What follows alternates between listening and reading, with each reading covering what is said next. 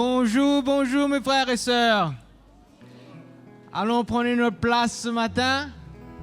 Et c'est une joie extraordinaire de vraiment vous retrouver ce matin dans la présence de Dieu. Amen. Amen. Comment Jésus est bon. Comment il nous donne des occasions. Amen. Peut-être nous, on ne reconnaît pas, mais il nous donne des occasions d'être ensemble. Et de ressentir son amour pour chacun de nous. Parce qu'il a un Dieu qui ne change pas. Et ce qui est important ce matin, c'est qu'on sache qu'il est le bon berger. Amen. C'est lui le bon berger. Son cœur d'amour ne change pas. Nous, les hommes, notre amour est limité. Hein? Et on est limité, on a des conditions. Mais l'amour de Dieu pour chacun de nous est sans condition. Amen. Jésus nous aime comme nous sommes. Amen. Et il ne va jamais mettre un croix sur son peuple, sur moi, sur toi. Et c'est pourquoi ce matin, nous sommes là, pour qu'on puisse ressentir l'amour de Dieu pour nous, pour qu'il puisse nous relever là où nous sommes. Peut-être c'est pierre, peut-être c'est dur, peut-être c'est difficile, mais Jésus, il est le bon berger. Amen. Son cœur est là pour relever chacun de nous, peut-être dans un trou. Là où nous sommes, il est capable de faire un miracle. C'est pourquoi on ne va pas le limiter. La seule chose qu'il nous demande, c'est d'avoir un cœur ouvert. Un cœur prêt à recevoir. Un cœur prêt pour dire, Seigneur, je suis là devant ta présence. Oui, on va le louer, on va le bénir, mais mon cœur reste ouvert à son parole. S'il veut me répondre, Jésus, je suis là, Seigneur. Et merci, Seigneur, parce que tu vas faire un miracle dans mon cœur. Alléluia. Même tous ceux qui sont en ligne, on vous accueille. Et c'est une joie pour nous de vous trouver ensemble ce matin avec nous. Et allons se lever ce matin. Allons bénir le nom de Jésus parce qu'il est bon et il est fidèle. Et il va faire des miracles au milieu de nous. Amen. Alléluia. Il est le roi, il est Seigneur, il est celui qui m'a délivré. Gloire à mon roi, gloire au Seigneur, gloire à celui qui m'a délivré. Il est le roi, et le Seigneur, il est celui qui m'a délivré. Gloire à mon roi, gloire au Seigneur, gloire à celui qui m'a délivré. Jésus fort et puissant roi, régnant sur tous les royaumes de la terre.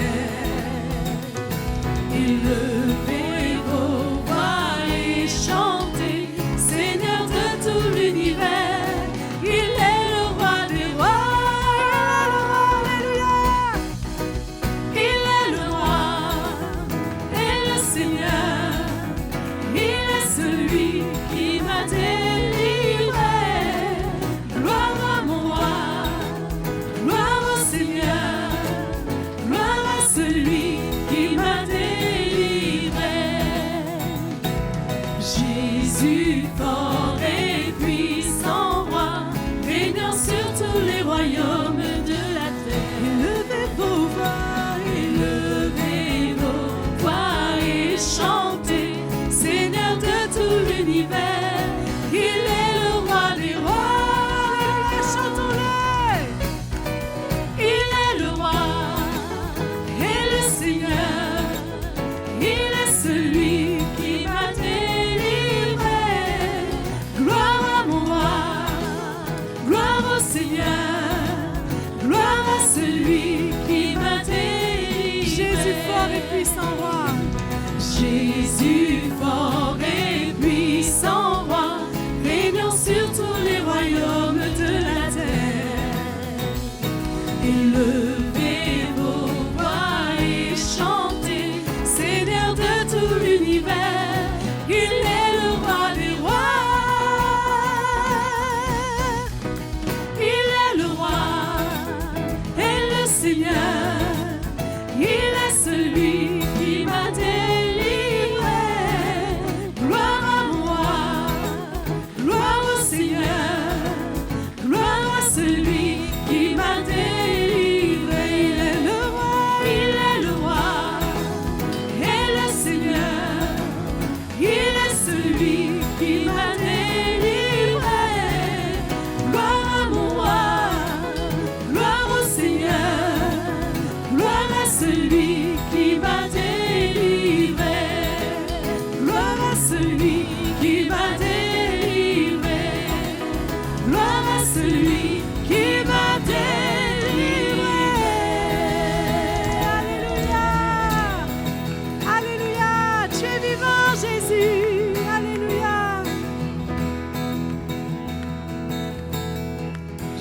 te chanterai, te célébrerai avec un chant nouveau. Je te chanterai, te célébrerai avec un chant nouveau.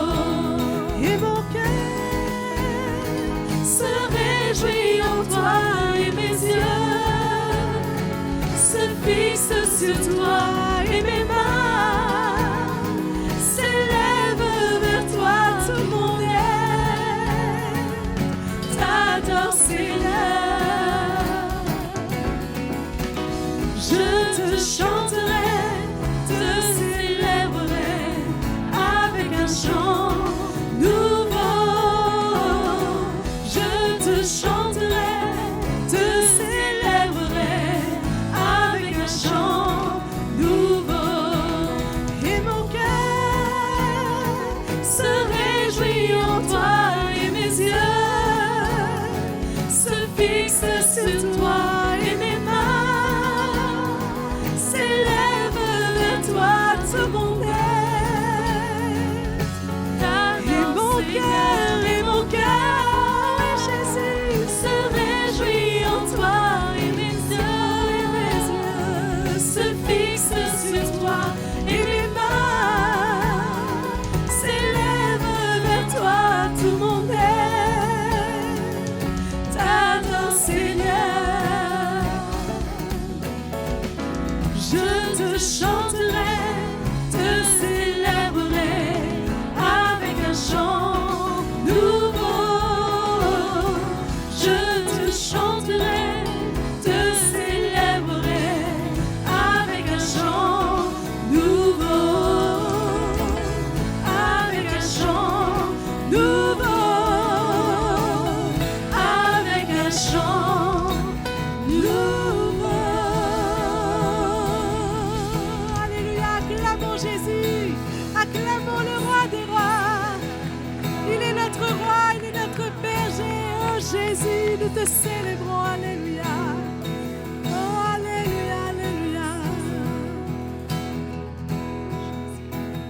Ma voix s'élève pour te louer.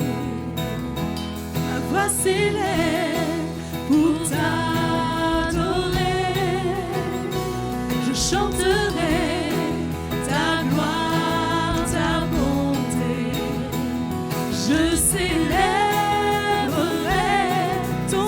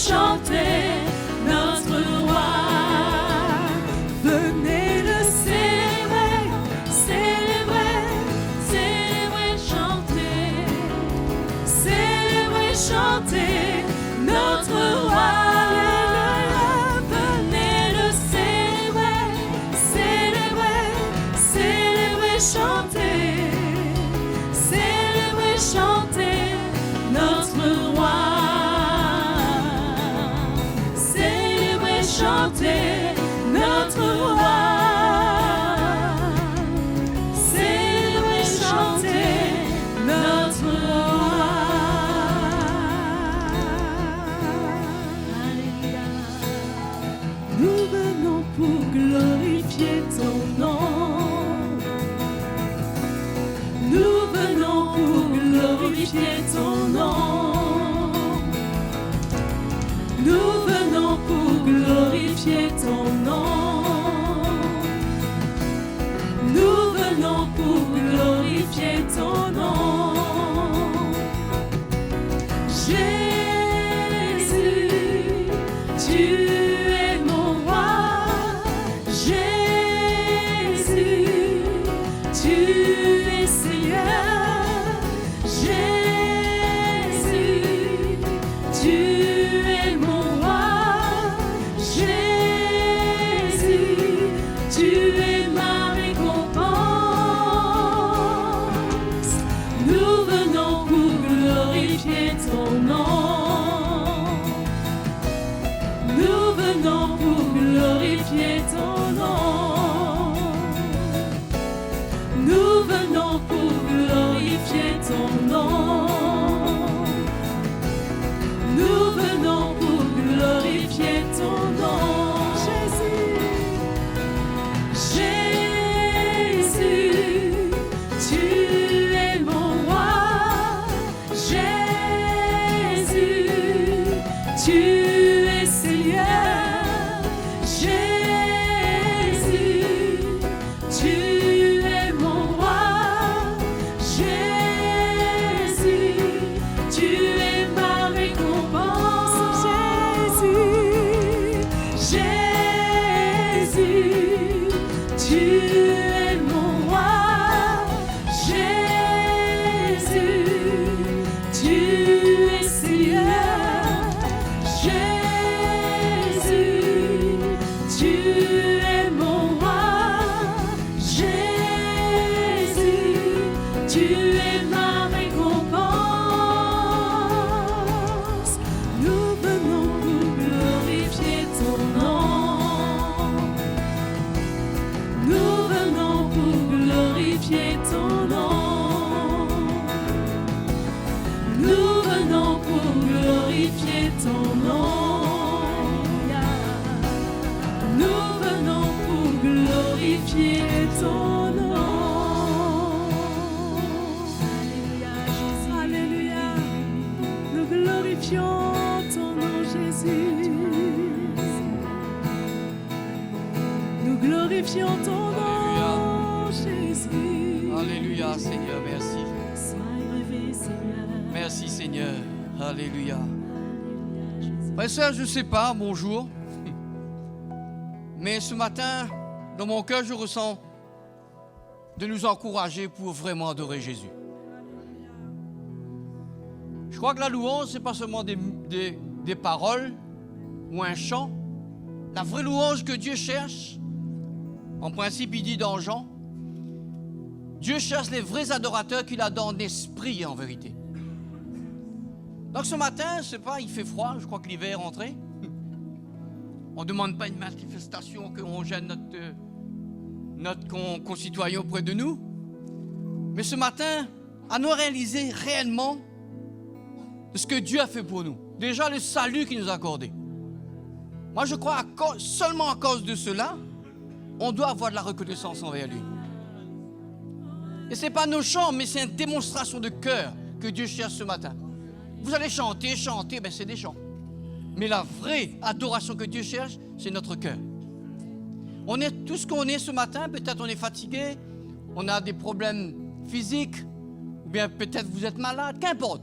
Je crois que si Dieu veut manifester son cœur envers vous, il le fera ce matin. Mais on ne va pas le limiter par rapport qu'on a des problèmes, des situations. On aura toujours ces problèmes. Dieu nous a dit, Jésus nous a mis en confiance dans ce domaine-là. Mais ce matin, je crois que Dieu cherche notre cœur. À nous adorer de tout notre cœur. Levons nos mains vers lui. À nous manifester vraiment ce qu'il recherche de nous. Un vrai adorateur qui l'adore en esprit. On n'est pas venu là dans sa maison pour seulement répéter des mots. Mais Seigneur, je suis tel que je suis. Ce matin, je m'approche de toi. Fais-moi grâce. Et je sais que le Saint-Esprit est là ce matin pour se manifester envers vous. Pour emmener le cœur de Dieu envers vous ce matin. Et qu'importe le domaine que vous êtes dedans, allons lever nos mains vers lui. Alléluia. Seigneur, nous levons nos mains vers toi ce matin. Nous voulons t'adorer en esprit et en vérité, Seigneur. Que nous puissions manifester, Seigneur, ce que tu as fait en nous. Que nos cœurs s'ouvrent à toi ce matin. Au-delà des mots, nous voulons te glorifier. Parce que tu es mon Dieu, tu es mon Sauveur, tu es mon Seigneur. Pour cela, je veux t'adorer pour ce que tu es. Seigneur, je t'adore ce matin. Je veux te louer ce matin de tout mon cœur, de tout mon être, de toute ma force, de toute ma pensée. Je veux me courber devant toi ce matin. Je sais que tu es là. Tu cherches mon cœur ce matin. Tu veux me délivrer, Seigneur, dans la louange, dans l'adoration. Tu veux me rendre libre ce matin. Je m'approche de toi. Seigneur, fais-moi grâce ce matin, afin que je suis vraiment cet adorateur que tu cherches, en esprit et en vérité. Alléluia. Adorons-le ce matin. Merci, Seigneur. Oh, Jésus. T'adorons ce matin. Oh, tu es... Alléluia. Adorons sa majesté. Ouvrons nos cœurs vers lui ce matin. Prosternons-nous devant son trône. Nos voix s'élèvent vers la splendeur de sa majesté. Louange et honneur, gloire et puissance soit à l'agneau sur le trône. Il est le roi, adorons sa majesté, prosternons-nous devant son trône. Nos voix s'élèvent vers la splendeur de sa majesté. Louange et honneur, gloire et puissance soit à l'agneau sur le trône. Approchons-nous devant celui qui règne en majesté, d'un cœur plein de reconnaissance. Prosternons-nous devant celui qui règne en majesté, élevons nos louanges vers lui. Il est le roi, adorons sa majesté, prosternons-nous devant son trône. Nos voix s'élèvent vers la splendeur de sa majesté. Louange et honneur, gloire et puissance soit à l'agneau sur le trône. Approchons-nous devant celui qui règne en majesté, d'un cœur plein de reconnaissance. Prosternons-nous devant celui qui règne en majesté, élevons nos louanges vers lui. Il est le roi, adorons sa majesté, prosternons-nous devant son trône. Nos voix s'élèvent vers la splendeur de sa majesté. Louange et honneur, gloire et puissance soit à l'agneau sur le trône. Adorons-le, il est le roi, adorons sa majesté, prosternons-nous devant son trône. Nos voix s'élèvent vers la splendeur de sa majesté.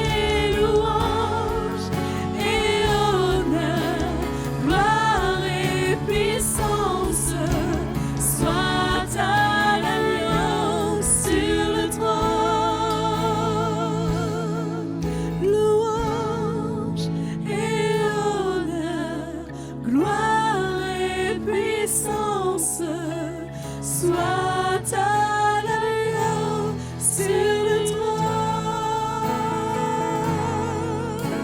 Sois ta l'agneau sur le trône. Sois ta l'agneau sur le trône.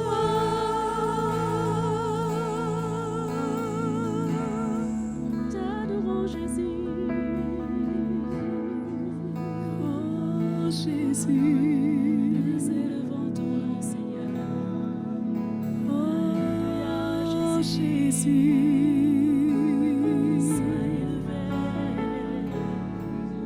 Jésus, le plus beau des noms. Digne es-tu, Seigneur. Tu mérites la gloire et l'honneur. Nous levons nos mains en louant, en adorant ton saint nom. Tu mérites la gloire et l'honneur. Nous levons nos mains en louant, en adorant ton saint nom, car tu es grand. Tes miracles sont si grands, nul n'est comme toi, Seigneur. Nul n'est comme toi, Seigneur, car tu es grand. Tes miracles sont si grands, nul n'est comme toi, Seigneur. Nul n'est comme toi, Seigneur.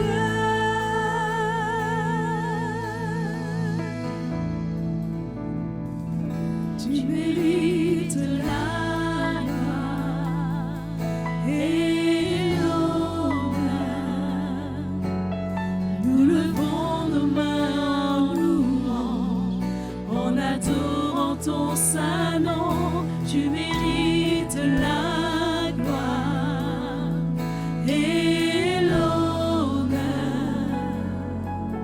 Nous levons nos mains en louant, en adorant ton saint nom, car tu es grand. Tes miracles sont si grands, nul n'est comme toi, Seigneur. Nul n'est comme toi, Seigneur, car tu es grand.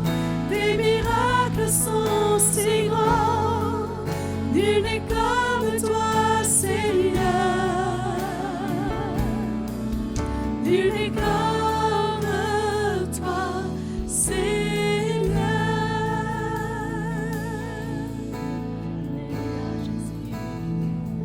Tu mérites la gloire et l'honneur.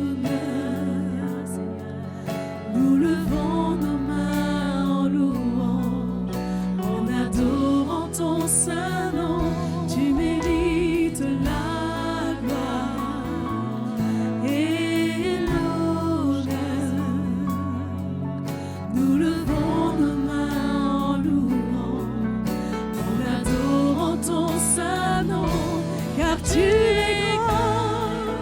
Tes miracles sont si grands, nul n'est comme toi, Seigneur. Nul n'est comme toi, Seigneur, car tu es grand. Tes miracles sont si grands, nul n'est comme toi, Seigneur.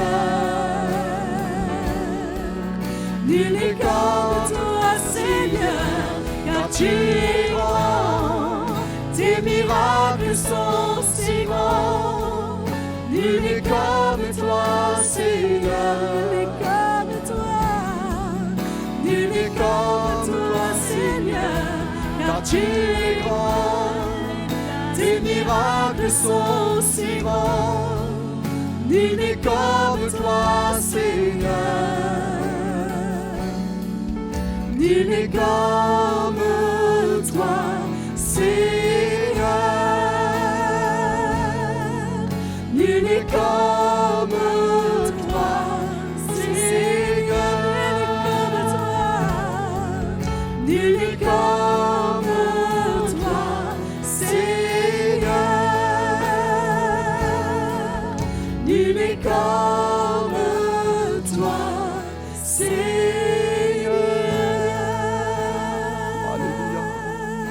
t'adorons, Jésus. Nous glorifions ton Saint-Nom, Seigneur, pour ta présence au milieu de nous. La grâce que tu nous accordes de pouvoir glorifier ton Saint-Nom, t'adorer. Nous te donnons toute la gloire, Jésus. Toute la gloire te revienne. Tu es celui qui est venu sur cette terre pour nous sauver, pour nous racheter. Combien ce matin, Seigneur, nous voulons porter ce sacrifice de reconnaissance devant toi, d'action de grâce qui vient dans notre cœur, d'être reconnaissant pour tout ce que tu as fait pour nous.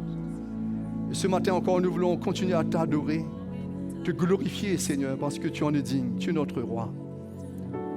Mes frères et sœurs, vous savez, dans le monde, par le monde, jusqu'à maintenant, ce temps que nous vivons, comment il y a des frères et sœurs qui sont persécutés, qui meurent pour le nom de Jésus. Hein? Ils ne meurent pas à cause d'une maladie, ça fait partie de la vie, mais ils meurent à cause de leur foi. Ils sont persécutés. Nous ne connaissons pas ces choses-là, nous ici. Non? Il y a notre petite persécution. Mais eux, là-bas, à cause du Seigneur, ils fuient leur ville, comme dans le temps de Jésus. Ils fuient leur maison.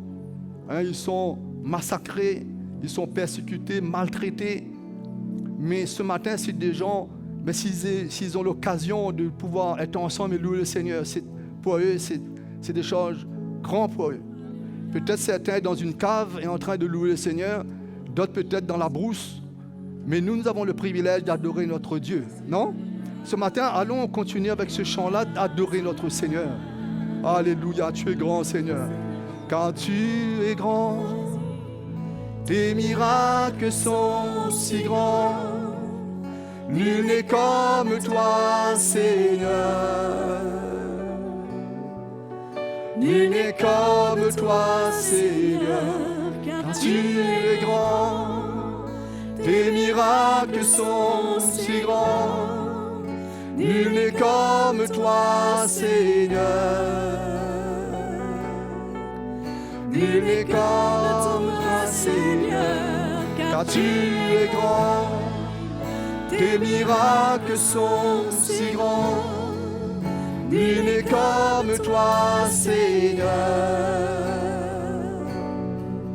Nul n'est comme toi, Seigneur, car tu es grand. Tes miracles sont si grands. Nul n'est comme toi, Seigneur. Nul n'est comme toi, Seigneur. Nous t'adorons, Jésus. Tu mérites de la gloire et l'honneur. Procédons devant toi, Seigneur. nous levons nos mains en louange, en adorant ton saint nom. Tu mérites la gloire et l'honneur. Nous levons nos mains en louange, en adorant ton saint nom, car tu es grand, tes miracles sont si grands. Nul n'est comme toi, Seigneur. Nul n'est comme toi, Seigneur, car tu es grand. Tes miracles sont si grands. Nul n'est comme toi, Seigneur. Nul n'est comme toi, Seigneur, car tu es grand. Tes miracles sont si grands. Nul n'est comme toi, Seigneur. Nul n'est comme toi, Seigneur, car tu es grand. Tes miracles sont si grands. Nul n'est comme toi, Seigneur. Nul n'est comme toi, Seigneur. Nul n'est comme toi, Seigneur. Nul n'est comme toi, Seigneur.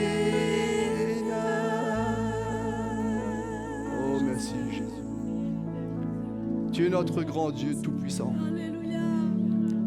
Seigneur, tu nous accordes ce plan merveilleux. Oui, Jésus. Seigneur, d'être sauvé par toi pour la vie éternelle.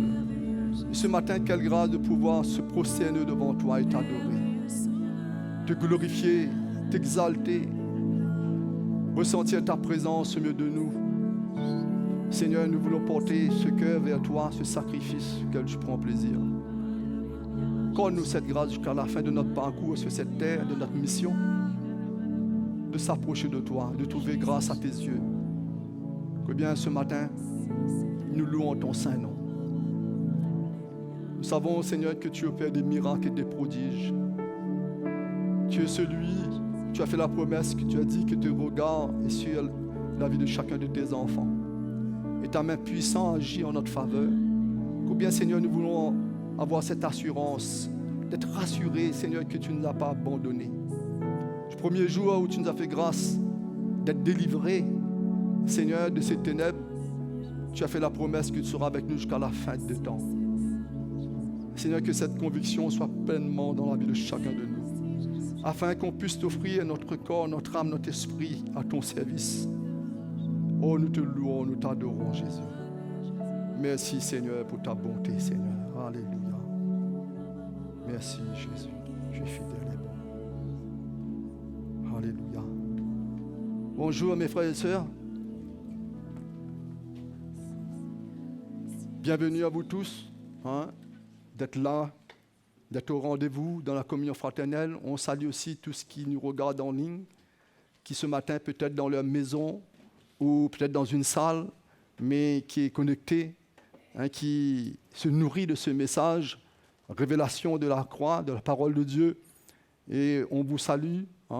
Et c'est sûr qu'on est limité à cause des frontières, des distances, mais notre cœur est attaché avec vous, pour tous qui se nourrissent de cet évangile. Bienvenue dans votre maison, dans vos lieux, là vous rassemblez. Et nous ici ensemble, le peuple de Dieu, ce matin encore, Dieu veut nous nourrir. Amen. Dieu veut nous nourrir, Dieu veut nous équiper. Et crois-moi, on doit être reconnaissant. Amen. On ne doit pas être dans toutes sortes de distractions. Quand on est à table, naturellement, on se tient bien, non? Quand le repas est servi, on ne va pas jouer, mais bon, ça, il faut laisser ça pour les enfants. Mais nous, les adultes, on respecte ce qui est dressé devant nous comme nourriture. Bon, c'est sûr qu'il y a certaines nourritures un peu plus costauds que d'autres. Bon, bref, certains aiment le piment, d'autres n'aiment pas le piment, ce n'est pas un problème. Mais quand on est à table, on ne se prive pas. Amen, on se nourrit. Non, les frères et sœurs?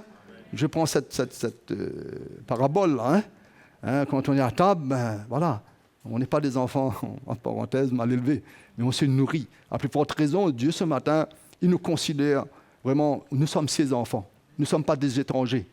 On gagne une bonne table quand on reçoit des gens un peu étrangers, non?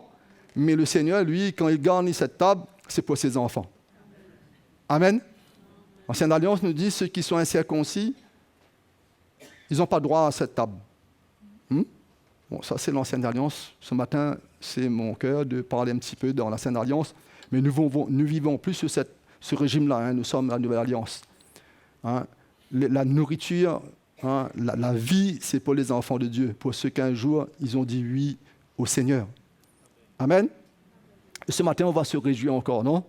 Je vais laisser la place à mon frère Jackie pour nous exhorter quelques minutes à travers les offrandes.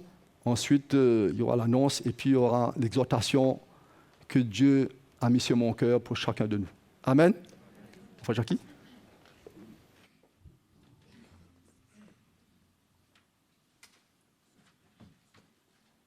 Bonjour. Frères et sœurs. Ça va, vous êtes bien? C'est bon d'être dans la maison de Dieu, oui ou non? Dieu prend soin de nous. C'est extraordinaire. Donc ce matin, je crois que la dernière fois que j'ai parlé de cela, concernant l'argent, je crois que le Seigneur parle toujours de l'argent. Et c'est quelque chose que je crois que c'est très important de nous mettre vraiment en harmonie avec cela, parce que c'est quelque chose que ça peut peser ou bien ça peut dévier même marche chrétienne. Parce que comme la parole de Dieu nous dit, l'argent c'est un bon maître. Non, un mauvais serviteur mais un bon maître. Hein?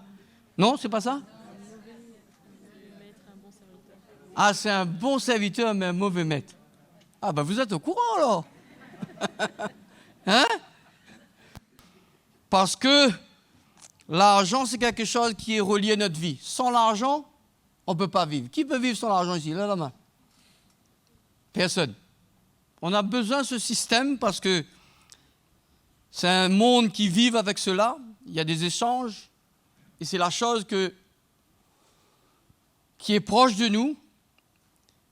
Et Jésus a toujours mis l'accent dessus pour montrer à ces gens qui détiennent la monnaie, ce n'est pas quelque chose qu'on doit garder pour soi-même.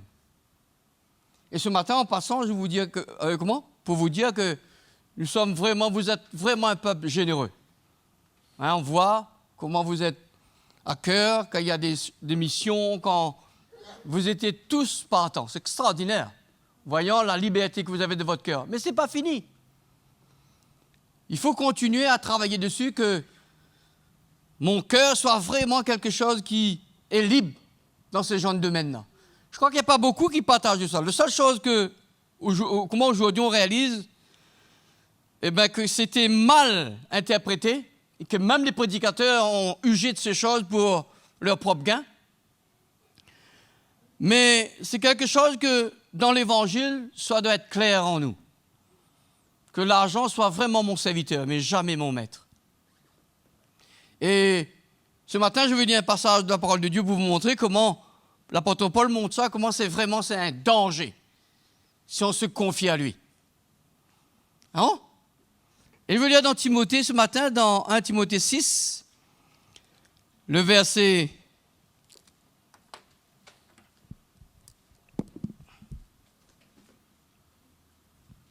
10. Il dit, « Car l'amour de l'argent est une racine de tous les maux. » Donc ça veut dire ce qu'il dit. Oui ou non? Et quelques-uns étant possédés, et déjà ils nous possèdent, se sont égarés loin de la foi. Vous voyez? Et se sont jetés eux-mêmes dans bien des tourments. Pour toi, homme de Dieu, quand on dit homme de Dieu, c'est nous tous, pas seulement les serviteurs de Dieu, homme de Dieu, c'est nous, quand on apprend des choses de l'esprit. Fuis ces choses et recherche la justice, la piété, la foi, la charité, la patience, la douceur. C'est incroyable. Donc, Paul, pour vous dire là ce matin, recherche l'argent, les richesses, la gloire. Non. Mais il nous dit, cherche la justice, la foi, la piété, la patience et la douceur. Donc, si on a, dans notre marche chrétienne, on a la poursuite de ces choses, surtout de l'argent, on va défier parce que l'ennemi, quelque part, détient le monde et la puissance de l'ennemi, il garde l'argent captif entre ses mains. Et on ne peut pas vivre dans le monde sans comprendre les choses du monde pour qu'on puisse vraiment vivre sur cette terre et rencontrer le besoin. C'est pour ça que les gens qui veulent vraiment s'enrichir, l'apôtre Paul nous dit là clairement, ils tombent dans des pièges et l'ennemi va mener des pièges devant lui. Il veut pas, il va emmener des pièges. J'ai un exemple ce matin clair. Peut-être le Seigneur te donne une paire de chaussures pour toute l'année. Oui ou non? Et le Seigneur veut dans tes offrandes, dans ta participation, dans ta générosité, que tu puisses vraiment bénir les uns et les autres. Mais cette paire de chaussures-là, pour toi, ce n'est pas suffisant parce qu'il faut que tu aies 2 paires de chaussures. Donc, quelque part, dans ce que Dieu te demande, parce qu'il te donne la semence pour que tu puisses semer. Voilà, si on regarde à nous-mêmes, si on ne fait pas attention, on va consommer pour nous-mêmes. Consommer sur soi-même. Et moi, je vous dis, moi, je ne sais pas si tous les jours vous me regardez quand je viens ici. Je n'ai pas beaucoup de paires, moi. Mais ça ne me gêne pas. Pourquoi? Les gens vont dire quoi? Tu veux pas de chaussures? Où est le problème? Mais mon cœur est généreux. Quand l'Église participe à quelque chose, je ne suis pas... Je suis quelqu'un en train de chercher s'il y en a, s'il n'y en a plus. Mais je suis quelqu'un qui gère. Je suis un bon gérant de ce que Dieu me donne. Et vous dites, c'est pour ça que l'apôtre Paul nous dit, hein, c'est la racine de tout le mot. Parce que c'est un système que le monde a mis en place pour nous, quelque part, pour nous éloigner de ce que Dieu veut qu'on fasse pour lui. Oui ou non? Donc c'est pour cela qu'ils disent qu'il faut qu'on fasse attention. Et la chose qu'on doit chercher, c'est d'être généreux. Et surtout, il parle encore dans ce même épître, il parle que les riches. On n'attaque pas les riches ce matin, c'est qu'ils ont des moyens. Mais les riches, nous tous, nous sommes riches. Nous tous, nous avons les moyens. Encore, j'ai en train de penser, avant de monter ici ce matin, je dis la Réunion aujourd'hui, la Réunion est prospère, oui ou non? Et je ne parle pas dans les années, je crois qu'il y a des personnes âgées qui étaient là, dans les années 60, 70, la Réunion était dans une pauvreté profonde, oui ou non?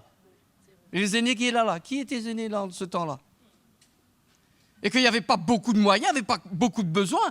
Aujourd'hui, quand on regarde cette île, Dieu nous a fait grâce depuis que l'Évangile est rentré ici, dans cette île. On a vu l'abondance. Aujourd'hui, on est dans l'abondance. Qui est dans la disette ici ce matin? Qui est dans la disette dans cette vie-là aujourd'hui, ici à l'île? Donc, on est enrichi, oui ou non? Mais cette richesse-là appartient seulement à Dieu, cela. C'est pour cela qu'on ne peut pas prendre ça pour nous, garder ça pour nous. Et quand quelqu'un est comme ça, eh bien dans son cœur, Dieu va lui donner encore plus. C'est pour ça qu'il dit ce matin, je reviens sur les riches. Nous qui sommes riches, tout le jour que Dieu nous donne des moyens, il nous donne la force, la capacité, la santé. Ça, c'est une richesse extraordinaire.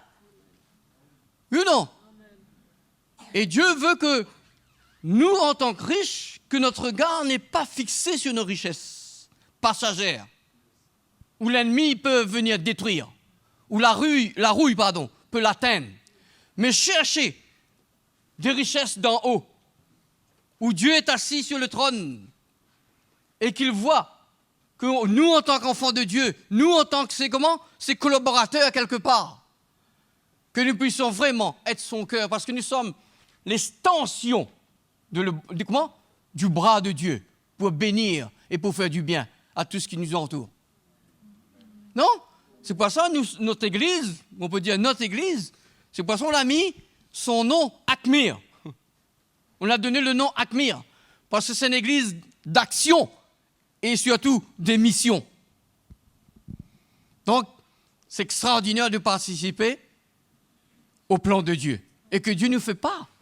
Hein, vous êtes là ce matin, Dieu vous a fait grâce et vous faites comment? Vous faites partie de l'action de Dieu sur cette fin des temps. Donc, pourquoi il vous dit ça ce matin? Ben, que cet argent que Dieu nous donne, que nous puissions vraiment de la gérer de la bonne manière. Et Jésus était clair, Jésus confrontait ces gens qui avaient beaucoup de moyens. Ils étaient tristes bien souvent. Jésus dit, oui, tu as fait tout. Quand je donne un exemple de jeune homme riche, il dit, tu mets la parole de Dieu en pratique, tu fais tout ce qu'on te demande de faire concernant les lois divines. Mais le seul chose qui te manque, va, vends tous tes biens et suis-moi. Waouh! C'était dur. Parce qu'il était attaché à ses biens, attaché à ses finances.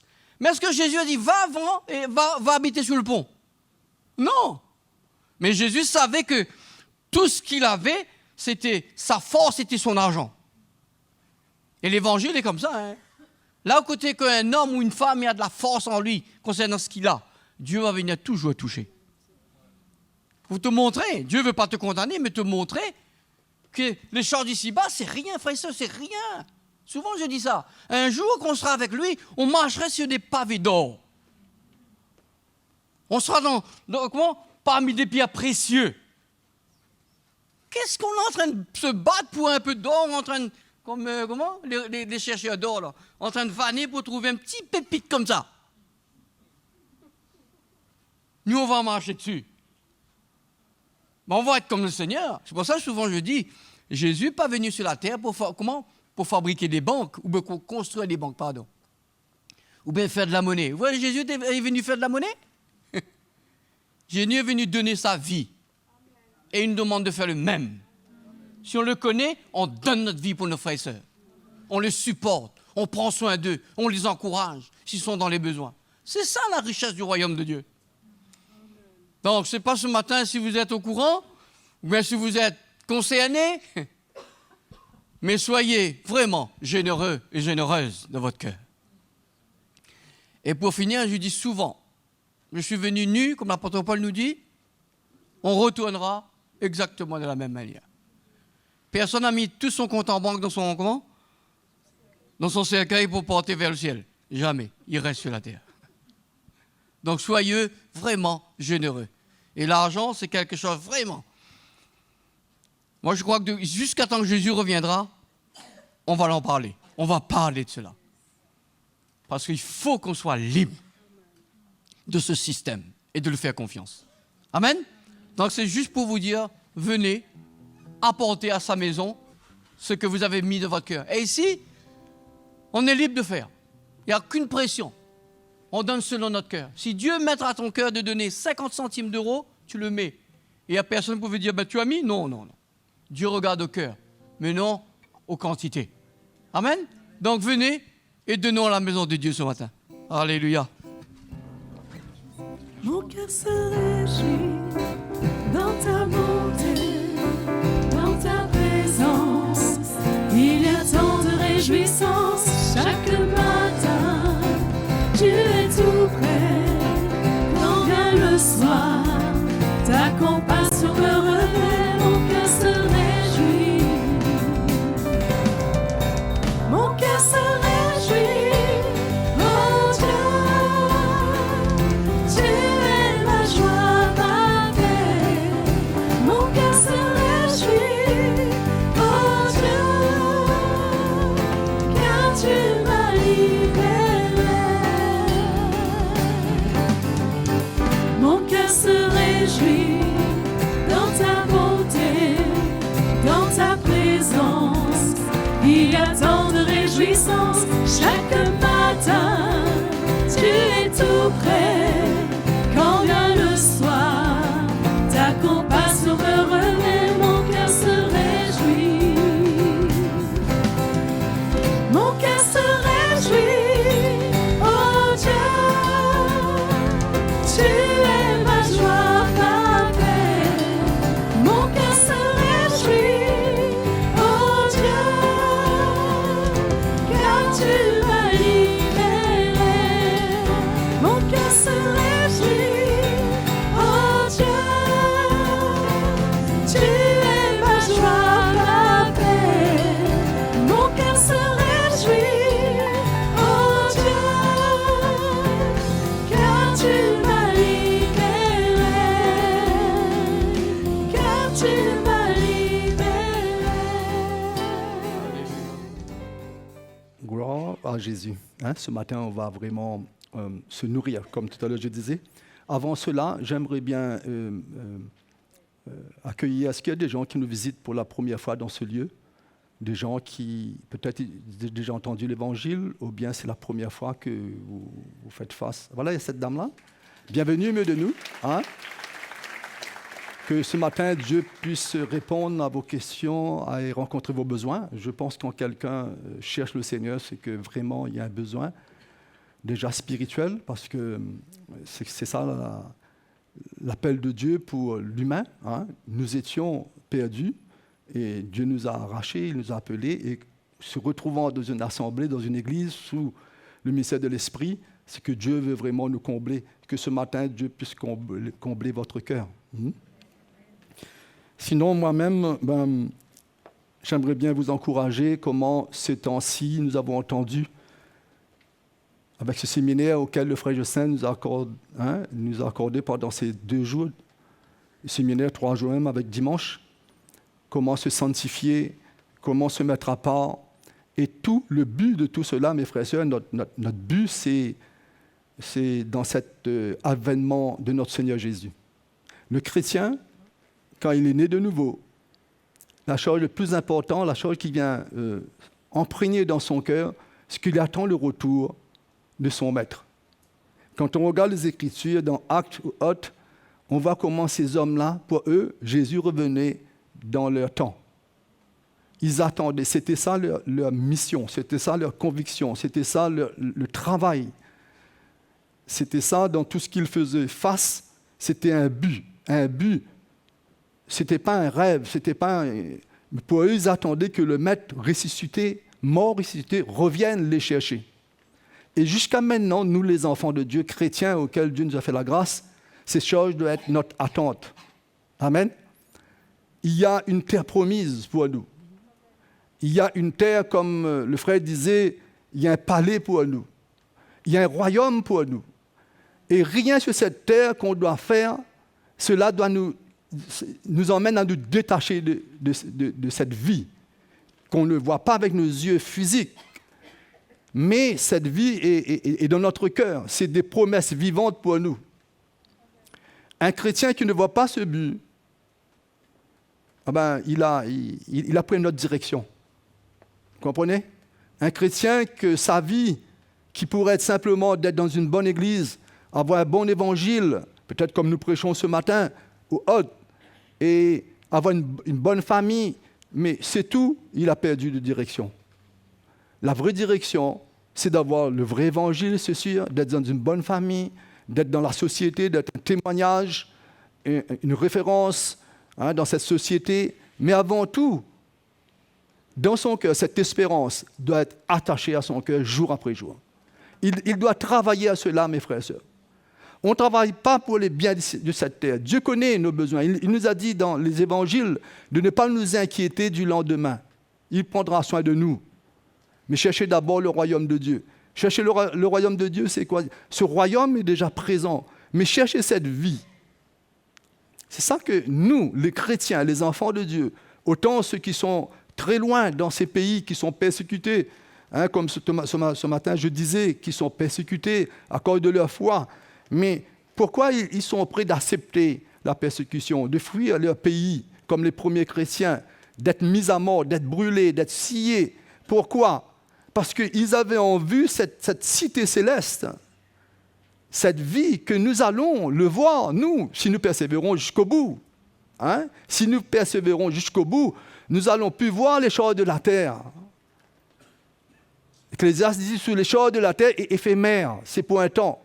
Mais les choses de l'esprit qui est monté à notre cœur, c'est pour l'éternité, mes frères et sœurs. Et nous allons les voir. C'est pour cela que l'Évangile vient nous encourager afin que nos yeux soient sur les choses de l'esprit. Amen. Pas les choses qu'on voit. C'est sûr, dans ce monde, Dieu veut sauver tout le monde. C'est possible de sauver tous les êtres humains. Mais dans notre mission, Dieu nous accorde la grâce d'être la lumière, non? Pour sauver nos prochains. Nous étions perdus, Dieu nous a fait la grâce. Aujourd'hui, la lumière qui est en nous à cause de l'Évangile, c'est pour ramener tous ceux qui sont perdus. Ça fait partie de notre mission, c'est sûr. Mais, en vue de cela, il y a ce royaume éternel, cette vie, qu'on doit travailler. La Bible nous dit travailler à notre salut avec crainte et tremblement. Amen. On ne doit pas simplement être là et ne rien faire, vous comprenez? Ne rien faire. Je ne parle pas physiquement, je parle spirituellement. Ne rien faire. On doit travailler. Dans notre vie de tous les jours, on doit veiller à ce qu'aucune, la parole de Dieu nous dit, aucune racine d'amertume, rien vient nous enlever cette vision qui est bien spirituelle pour notre propre vie. Parce qu'un jour, nous désirons de rencontrer notre Seigneur. On ne sait pas quand notre vie se terminera sur la terre, mais le chrétien, l'enfant de Dieu, il veut, ce Seigneur qui lui a fait grâce de participer dans son plan, c'est son désir premier de pouvoir un jour, peut-être en fermant les yeux sur cette terre, ou bien l'avènement de Dieu, d'être à la rencontre de son Dieu. Mais on ne peut pas travailler simplement sans cela. C'est comme je disais, c'est vain. Si être chrétien, mais sans avoir part à ce que Dieu nous a promis, c'est vain notre marche et notre course, non? Mais ce n'est pas ça du tout. Tout ce que Dieu dit est vrai. Il nous a fait la promesse et nous allons vivre ces choses. C'est pour cela, pendant ce temps, on entend comment l'Église doit se sanctifier, l'Église doit être équipée, l'Église doit se préparer, les frères et sœurs. Vous entendez cela, vous? Pas simplement une prédication, mais dans votre cœur, est-ce que vous entendez que l'Esprit de Dieu nous fait ressentir, nous montre que nous ne sommes plus de ceux qui sont du dehors. Nous sommes un peuple et nous voulons ce que notre cœur, jour après jour, Dieu change. Il y a encore des choses qui sont en nous. Autant que nous serons dans cette enveloppe qui a été contaminée du péché, mais le Seigneur veut nous sanctifier. Le Seigneur veut nous purifier. Nous, on a besoin de répondre. On a besoin d'avoir le regard sur lui. On a besoin de veiller afin qu'on ne tombe pas dans le trouble. Qu'on veille, parce qu'à la fin du temps, Timothée 2 Timothée parle que les temps seront difficiles. À la fin du temps, les temps seront difficiles. Nous pouvons ressentir aujourd'hui. Mais pas simplement difficiles dans les choses naturelles. Aujourd'hui, on voit que tout s'enrichit là, non? Tout s'enrichit. Ce matin, la sœur Marilyn me disait, un rouleau de papier, suit tout, la semaine, il y a 15 jours de ça, elle l'a acheté, ça coûte 3 €. Et là, ce matin, ça coûte presque 6 €. Oui, tout devient difficile dans la vie. Mais nous, ce matin, quand Paul dit à Timothée que dans les derniers temps, sera difficile, ce n'est pas simplement dans le naturel, c'est spirituel. Parce que nous étant des enfants de Dieu, Dieu va prendre soin de nous. Si la vie s'enrichit, Dieu va prendre soin de nous. Non? Nous aurons ce que Dieu aura pour nous. Nous serons dans le contentement. Amen? La vie va s'enrichir. Les choses naturelles, tout. Mais ce n'est pas ça notre combat. Notre combat, la vie difficile, c'est est-ce que ce temps où quand Dieu reviendra, est-ce que je serai enrichi de sa vie ou bien je serai pauvre? C'est ça. Ça le plus important. Ça sera difficile. Et on doit travailler pour cela. Cette vie difficile, où à la fin du temps, la parole de Dieu nous dit qu'il y aura des hommes, des faux prophètes, des faux docteurs, des faux pasteurs, il y aura tout, qui vont venir pour essayer de nous éloigner du but. Nous séduire même, c'est possible, les élus. C'est écrit, et ce n'est pas écrit juste pour qu'on entend, mais c'est la réalité qu'on va vivre avant le retour du Seigneur. Il y aura des choses qui vont se passer. C'est pour nous distraire. C'est pour nous empêcher de s'enrichir de la vie de Dieu. Et ce matin, on verra, je vais lire dans l'Ancienne Alliance, ce qui nous sert d'instruction. Et ça nous montre bien certains épisodes. Ça nous concerne, ça nous montre, nous, l'Église, aujourd'hui. Nous étant dans le monde qui représente l'Égypte, on était esclaves. On était esclaves de cela. Dieu nous a arrachés. Dieu nous a délivrés. Pourquoi il nous a délivrés? Juste pour qu'on soit bien et on est content d'être là? D'être là, de faire partie si je peux parler selon l'Ancienne Alliance, d'une exode? Non. Il veut qu'on rentre dans la terre promise. Amen. Il veut qu'on veille sur nous pour que rien ne nous arrête. Pour qu'on ne va pas faire comme ces hommes, à un certain moment, ils ont fait un veau d'or. Il ne faut pas qu'on retourne vers les idoles. Les idoles, c'est pas... On sait maintenant, les idoles, on a l'intelligence de Dieu, la base. Ce n'est pas ce qu'on voit fait de main d'homme, mais les idoles qui est dans notre cœur, qu'on ne voit pas, mais on peut se nourrir avec. On est pour le moment, on est sur ce chemin et on doit veiller pour que cette sainteté, cette sanctification grandisse en nous. On ne doit pas se laisser distraire et tomber dans toutes sortes d'activités charnelles qui nous éloignent du plan de Dieu, d'être refroidis dans notre cœur concernant notre salut. Allons ouvrir notre Bible dans l'Exode. On va regarder certains passages.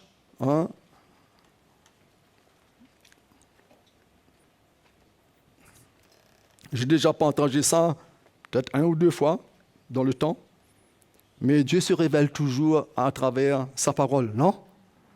Allons regarder Exode 12, verset 38. Il parle de la délivrance où le peuple hébreu a quitté l'Égypte.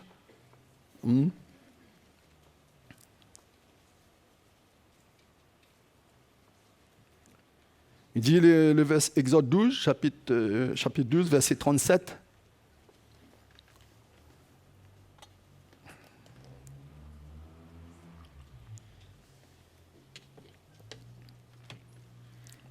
Les enfants d'Israël partirent de Ramsès pour Sukkot au nombre d'environ 600 000 hommes de pied sans les enfants.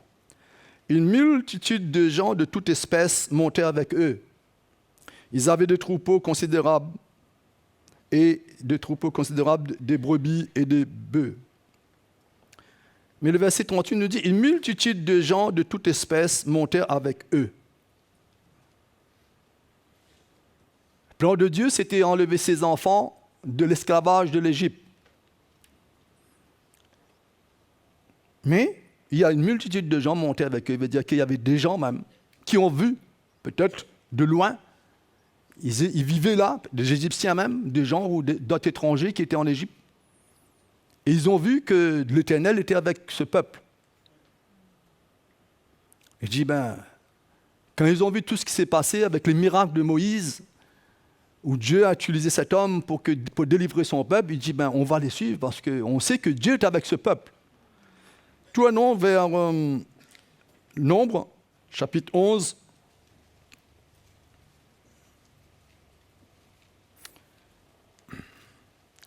On va commencer à partir du verset 1er. Alors, cette multitude de gens qui est montée avec le peuple hébreu, c'est un signe qui nous montre qu'à la fin des temps, il dit qu'il y aura beaucoup de gens qui viendront même au milieu de l'Église. Mais ils n'auront rien à voir avec le plan de Dieu. Ils viendront pour essayer de séduire ceux qui sont juste à peine d'être sauvés, même les élus. Et vous allez voir comment même dans ce passage, dans cet exode, même Aaron, qui était le bras droit de Moïse, il s'est laissé séduire. Il a participé même à faire le veau d'or. Pourtant, c'était un homme. Alors, le verset 4 nous dit, le ramassis de gens qui se trouvaient... Non, on va lire à partir du verset 1er. Le peuple murmura, et cela déplut aux oreilles de l'Éternel. Lorsque l'Éternel l'entendit, sa colère s'enflamma, le feu de l'Éternel s'alluma parmi eux et dévora l'extrémité du camp. Le peuple cria à Moïse, Moïse pria l'Éternel et le peuple s'arrêta. Le feu s'arrêta. On donna à ce lieu le nom de Tabéra, parce que le feu de l'Éternel s'était allumé parmi eux. Et le verset 4 nous dit, le ramassis de gens qui se trouvaient au milieu d'Israël fut saisi de convoitise, et même les enfants d'Israël commençaient à pleurer et dire, qui nous donnera de la viande à manger? Nous nous souvenons des poissons que nous mangeons en Égypte et qui ne coûtaient rien. Vous voyez, qui ne coûtaient rien. La vie devient difficile aujourd'hui. Mais dans ce temps, ça ne coûtait rien en Égypte. Des concombres, des melons, des poireaux, des oignons, et voilà. Maintenant, notre âme est desséchée, plus rien, nos yeux ne voient que de la manne.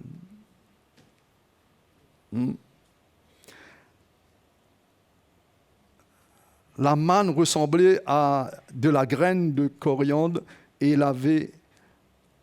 avait l'apparence du bédlium. Délium, je ne sais pas c'est quoi, mais bon, bref.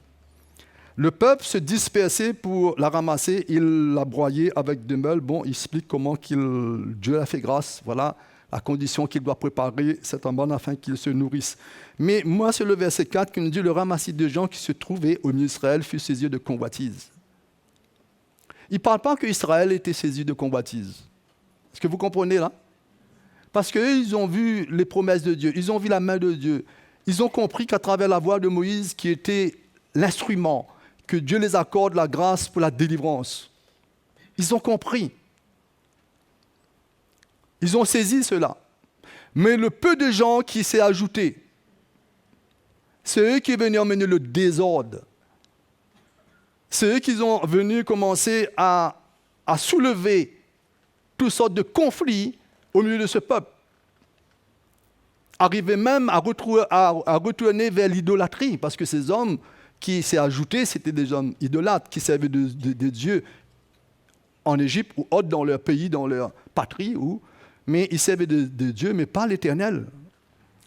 Et ils ont laissé, ils sont venus pour contaminer le peuple.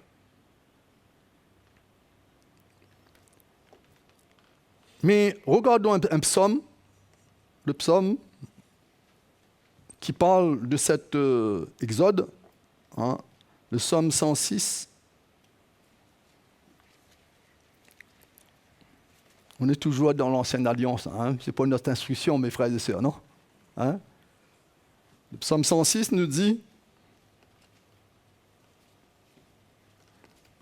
dans cet exode, on va prendre à partir du verset 9, « Il menaça la mer rouge, et elle se dessécha, et il les fit marcher à travers les abîmes comme dans un désert. Il les sauva de la main de celui qui les haïssait, il les délivra de la main de l'ennemi. Les eaux recouvrirent l'adversaire, il n'en resta pas un seul. » Vous voyez la puissance de Dieu. Et il crut à ses paroles, il chantait ses louanges. Ça, c'est, si on revient vers nous, notre siècle, quand le Seigneur nous a retirés du ténèbre, dans nos chaînes, dans tout ce qui, vraiment dans notre misère spirituelle, dans nos souffrances, on chantait Dieu, non? On dévorait la parole de Dieu. On avait un empressement dans notre cœur pour écouter la parole de Dieu. On respectait ceux qui marchaient devant nous, comme Moïse, non? On avait peur de Dieu, du mal à celui qui était devant nous, même qui pourrait être un peu injuste. Mais c'était ça notre zèle, non? Pour ceux qui ont vécu cela. Verset 10 nous dit, verset 12, « Et il crut à ses paroles, il chantait à ses louanges. » Verset 13 nous dit, « Mais ils oublièrent bientôt ses œuvres, ils n'attendirent pas l'exécution de ce dessein. » C'est pour cela, mes frères et sœurs, c'est bon de commencer, mais c'est meilleur de la terminer. Il faut faire tout pour la terminer. Amen. Pour commencer, il y a du zèle. Pour commencer, il y a une grâce. Il y a un amour de Dieu dans notre cœur. Nous sommes ses enfants. Il nous longe, il nous prépare. Mais il faut la terminer. Amen. Il faut la terminer. Il ne faut pas commencer à bâtir une maison, avoir tous les matériaux, mais on ne la termine pas. Tout devient en ruine. On continue la lecture. C'est 14 qui nous dit « Ils furent saisis de convoitise dans le désert, et ils tentèrent Dieu dans la solitude. » Amen. Et moi, ce mot, dans la solitude, s'appelle, pour moi, je peux voir ça comme si ils étaient seuls. Ils n'étaient pas seuls, mais ils se sont mis dans une condition d'être seuls. Et l'histoire nous dit, quand Moïse est parti sur la montagne, que Dieu l'a appelé pour lui parler pour le peuple, pour les commandements, pour avoir les commandements, ils étaient tellement, quelque part, c'est sûr, à un moment, ils se sont appuyés sur Moïse. Ils n'ont pas saisi ce que Dieu allait faire au milieu d'eux à travers cet homme. Et à un moment, il s'est senti comme si abandonné. Il s'est senti comme si abandonné. La solitude, ce que le psaume nous dit, là, verset 14, « Ils furent saisis de convoitise dans le désert et ils tentèrent Dieu dans leur solitude. » Seuls. Ils n'ont pas compris cet homme auquel Dieu a placé pour cet exode, auquel Dieu a mis son sceau sur lui pour qu'il puisse arriver dans la terre promise. Un moment, seul, indépendant peut-être, ils ont dit, cet homme-là, on n'a plus confiance en lui. C'est là qu'ils se sont retrouvés seuls. C'est là ils ont dit, on peut se débrouiller, nous, seuls. C'est là que toutes sortes de désordres a commencé. C'est là où Aaron même ne pouvait plus trop gérer tout ce qui se passait au milieu de ce peuple. C'est pour cela qu'on vous exhorte, les frères et sœurs, souvent on le dit, comment nous sommes un membre du corps, on ne doit pas rester seul. Ce membre doit en profiter de la vie dans tout le corps. De peur que dans la solitude, seul, ce membre dessèche. Ce qui est arrivé à ce peuple. À ce moment, il dit, Moïse ne vient plus. Ils sont détachés de cette promesse, de ce que Moïse les a parlé, qu'il y a une terre pour nous. Ils sont détachés de ça. Nous, de même, mes frères et sœurs, on risque même, si on ne veille pas sur nous, d'avoir cet évangile de savoir qu'il a fait des miracles. Quand la parole de Dieu est venue me prendre là où j'étais, des miracles m'ont accompagné. J'ai sorti de cette Égypte, non pas avec ma propre force, mais par la puissance de Dieu. Ils ont sorti par la puissance, par le bras de l'Éternel, sortir d'Égypte. Ainsi, nous avons sorti dans le monde, la parole de Dieu nous dit, nous n'avons pas cherché Dieu, c'est lui qui nous a arrachés de ce monde perdu. Et on oublie vite. Ils ont oublié que par l'intermédiaire de Moïse, par la direction que Moïse, les promesses que Dieu a mises dans le cœur de Moïse, la direction, c'était pour qu'il rentre dans cette terre promise. Ainsi, l'évangile qui est apporté aujourd'hui, c'est pour que nous ayons part dans la vie éternelle avec lui. Notre but, notre consécration, notre marche, mes frères et sœurs, il y a un but, il y a une fin. C'est pas dans ce monde, c'est pas sur cette terre, mais il y a quelque chose qui nous attend. Et on ne doit pas se laisser impressionner par tout ce qu'on peut voir naturellement, tout ce qui peut peut-être se dire. Parce qu'à la fin du temps, il y aura des foules qui vont venir. Non ? Il y a des foules, la parole de Dieu nous dit que quelqu'un va saisir la tunique d'un juif pour dire « Mène-moi là où tu es ». Mais quelqu'un va venir nous voir, des familles même entières, qui vont nous dire, voilà, j'ai envie de servir ce Dieu. Mais nous avons besoin d'avoir le discernement. Nous avons besoin de rester toujours avec la vision de Dieu. Qu'est-ce que Dieu m'a dit? Quelle est la promesse pour ma vie? On doit rester avec cela, mes frères et sœurs. Afin quand tout ce désordre vient, on ne participe pas. On ne participe pas à l'idolâtrie, parce que ça va venir à l'église. Ce matin, le frère parle des finances. Oui, il y a ceux qui en profitent, qui là au milieu du peuple de Dieu, je parle pour ceux qui sont responsables du peuple de Dieu. Il y a une ambition, un charnel qui vient profiter sur le peuple qui amène le désordre. Oui, ça existe. Mais au milieu de nous, je pense que vous avez confiance en nous, comme on a dit ça avec les nouveaux hier. Nous, mais de nous, tout est transparent. Si on parle des finances ou on parle d'autre chose, ce n'est pas pour que tout d'un coup, il y a notre vision. Non. La vision, c'est de pouvoir sauver ceux qui sont perdus. Amen. On recommande à certains, ou bien autres, on fait une offrande, on demande une participation, sera toujours le but pour que l'évangile part dans ces pays, ramène ceux qui sont perdus. Ça, je peux vous l'assurer. Que c'est ça le but de l'Église, dans les serviteurs de Dieu, pas simplement les petits, les 8 anciens qui sont à la Réunion, mais toute cette grande équipe auquel vous avez vu le nouveau hier, cette grande équipe, la vision, c'est d'emmener cet évangile pour sauver des hommes qui sont peut-être tombés dans des doctrines étranges, qui sont peut-être tombés dans l'idolâtrie de la chair. C'est pour cela qu'il met des pressions sur le peuple de Dieu à travers, je prends un exemple, les finances, ou encore autre chose. Mais crois-moi, dans cette église, là où vous êtes, il n'y a pas cette ambition. Ou s'il y a, sera vite fait détecter. Est-ce que vous comprenez? Personne n'est parfait. On n'est pas parfait. Mais dans cette église, la vision que nous avons concernant notre vie donnée, les finances, c'est pour toujours emmener l'évangile aux extrémités de la terre. Comme on le voit aujourd'hui, à travers ces conférences Bill qu'on doit continuer sans trop tarder. Il y aura cette conférence qui est à la disposition de nous tous. C'est pour que les hommes de Dieu entendent l'Évangile et qu'ils sortent dans toutes sortes de convoitises, toutes sortes de choses, des doctrines un peu étranges, mais qu'ils se réfèrent à la vraie doctrine de Christ, afin d'avoir part à la terre promise, parce que sinon, on ne pourra pas entrer être avec le Seigneur.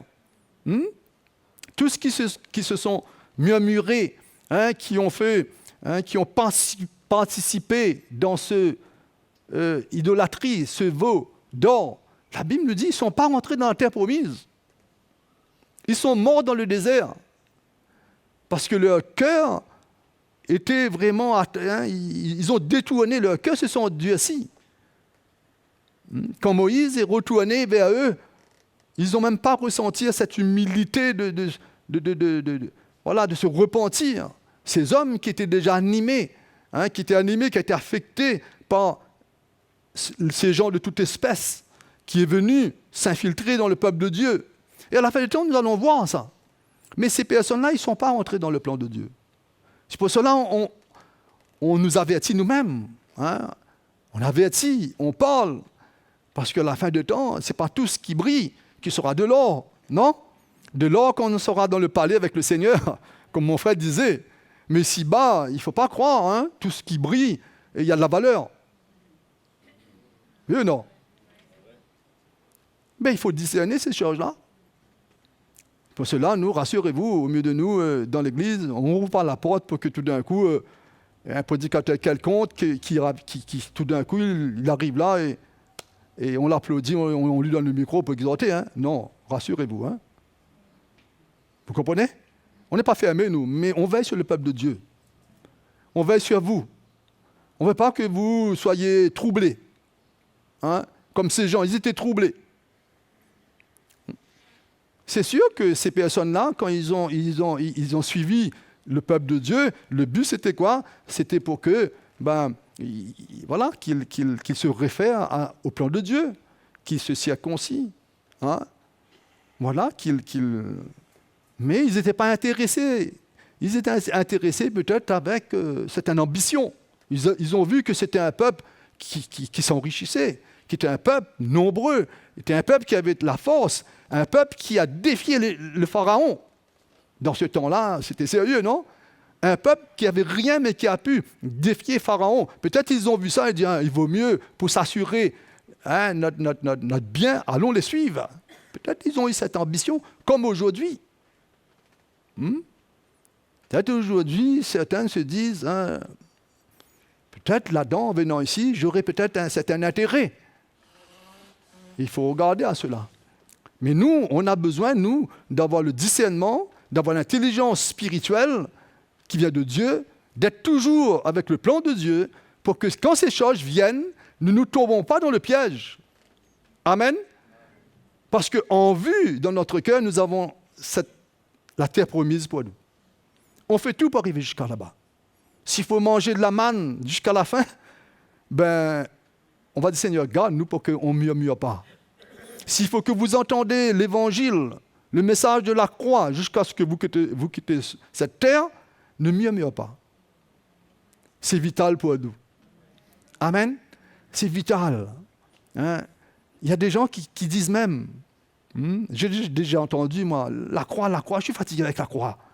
C'est comme ceux qui mangeaient la manne. Ils étaient fatigués avec la manne. Donne-nous des cailles, de la viande. Ils ont eu, hein? Ils ont eu. Hein? Moïse a prié l'Éternel, envoie des cailles. Mais nous, on ne doit pas être rassasiés avec l'Évangile qui vient nous défier. Amen.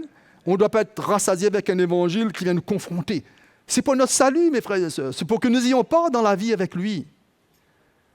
Hein? C'est bête de faire tout un parcours comme ils ont fait, et au dernier moment, pour rentrer dans cette terre promise. L'histoire nous dit en 3 jours, ils pouvaient rentrer dedans. Mais ils ont pris 40 ans. C'est dommage. Hein? Et encore pas tout ce qui est entré. C'est dommage d'avoir une vie, après une trentaine d'années ou autre, chrétien, et avoir du zèle, d'avoir l'assurance de notre salut, d'avoir part dans des miracles, et à un moment de notre vie, on bascule. C'est dommage, non? D'être séduit. Comme les amis de Paul dans Actes, pour le siècle présent, Démas, abandonné. Si on parle de lui, c'est que quelqu'un qui avait quand même certaines responsabilités auprès de ses apôtres pour les missions, pour tout le travail qu'il y a à faire. Mais la Bible nous dit, un moment, son cœur s'est détourné pour le siècle présent. Ça veut dire qu'il a commencé à regarder avec sa chair. Il a plus voulu prendre sa croix. Il a regardé avec sa chair et là, la convoitise a commencé à être enfantée en lui pour l'emmener par la suite à vivre, à désirer, à vivre ce qu'il a laissé derrière, à reprendre. C'est pour cela qu'il a abandonné.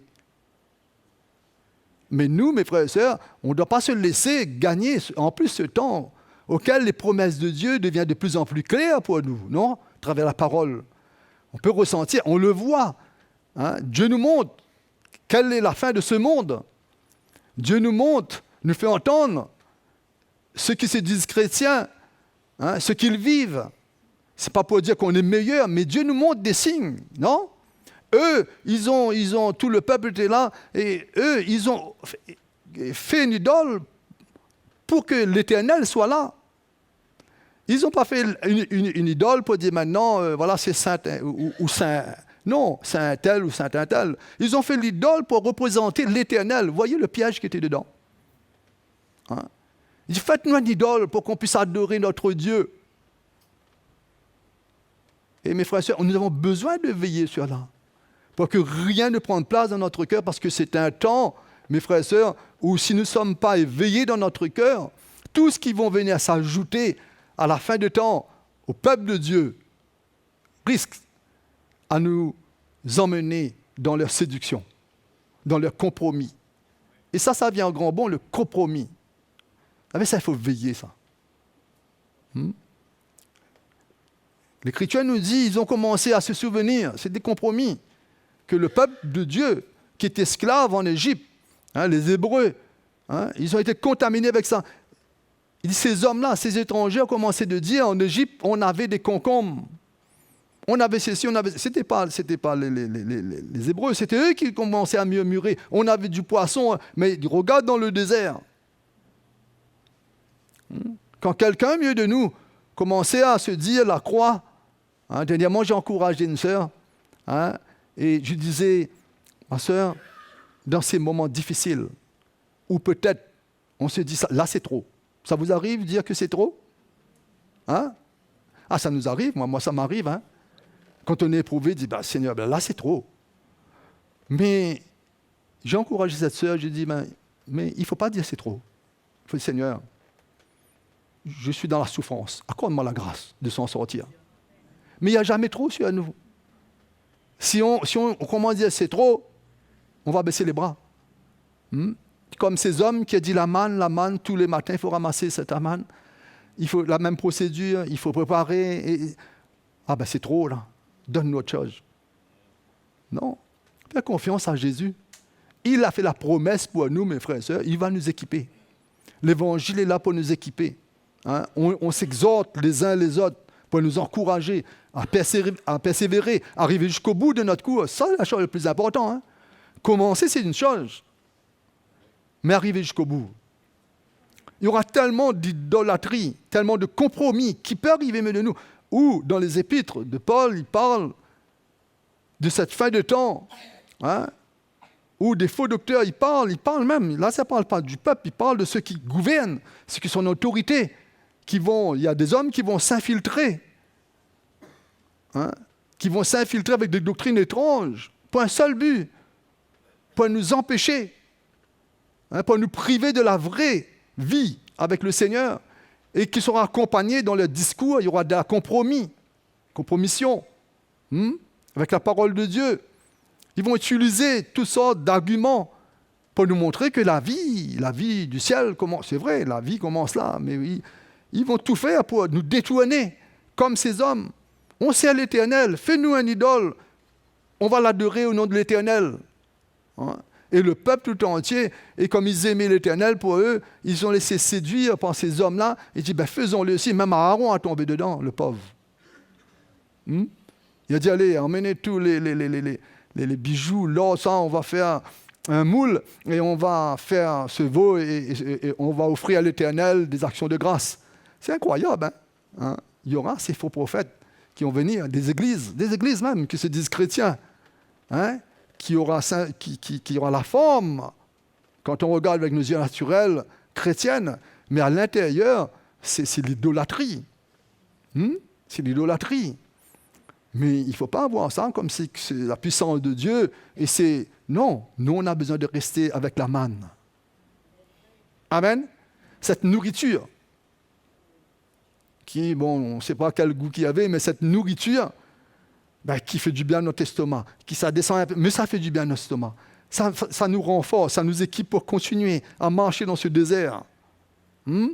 Continuer à passer par toutes sortes de situations. Mais ça nous relève. Dieu connaît, lui. Dieu connaît notre besoin. Ce n'est pas en vain qu'il a donné cette nourriture à ce peuple.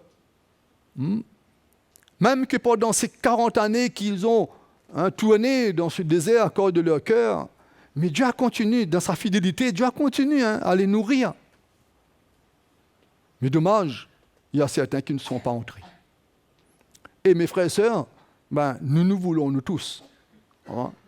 C'est notre désir, c'est notre conviction d'arriver vers lui, de rentrer dans ce que Dieu a pour nous. Amen. Qui n'est pas sur cette terre, mais qui est avec lui dans la vie éternelle. Il y a des choses pour nous. Moi, je ne veux pas fermer mes yeux un jour et réaliser que je ne suis pas dans ce plan. Parce que je suis tellement attaché avec les choses sur cette terre. Mon ambition est sur cette terre, comme nous avons entendu dans ce séminaire, la femme de Lot, qui a pu sortir, qui a été arrachée même de Sodome. Mais la Bible nous dit qu'à un moment, qu'est-ce qui s'est passé? À cause de son cœur, qui quand même il y avait quelque chose qui l'attachait encore de ces villes, elle n'a pas pu obéir parfaitement le commandement de Dieu à travers ses anges. Elle n'a pas pu obéir. C'était plus fort qu'elle, c'était dans sa chair.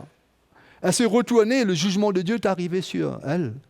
Mes frères et sœurs, nous, on a besoin d'être dans l'obéissance de la parole de Dieu. On a besoin, que quand cette parole vient, d'avoir cette obéissance. Amen. Afin d'entrer dans le plan de Dieu. Moindrement, on ne sait pas, nous. On peut vous savez, la désobéissance, il y a des conséquences. Plus ou moins, il y a certaines conséquences, c'est irrévocable. Il n'y a plus de retour. D'autres, il y a une grâce. Mais ne tentez pas Dieu, comme parole de Dieu, ne pas le tenter. On ne sait pas, une désobéissance peut nous éloigner du plan de Dieu. Je parle selon la parole de Dieu. Le Saint-Esprit en nous, le ministère de l'Esprit qui nous parle, qui nous convainc, il est patient, Dieu est patient envers nous. Non, les frères et sœurs? Quand on regarde à notre propre vie, on remercie Dieu pour sa grande patience, parce que s'il n'était pas patient, je ne dis pas pour vous, mais moi-même, où j'aurais été. Mais on doit quand même être éveillé, la patience de Dieu à ses limites. À un moment, si on peut arriver dans un stade de notre vie chrétienne, la désobéissance à Dieu peut coûter cher, étant des enfants de Dieu. La Bible nous dit certains, ça a coûté leur vie. La terre s'est ouvrir, ils sont descendus vivants dans l'enfer, dans le feu. C'était payé cher, là. Il n'y a pas de retour. Aaron, Dieu l'a fait grâce. Même qu'il n'a pas su prendre sa responsabilité, mais son cœur n'était pas dans cette affaire-là. Il était un peu faible, mais Dieu l'a fait grâce. Mais d'autres, non. D'autres étaient animés de méchanceté, d'autres étaient animés de colère même contre Dieu. Eux, ils n'ont pas eu part, ils ont descendu vivants dans l'enfer.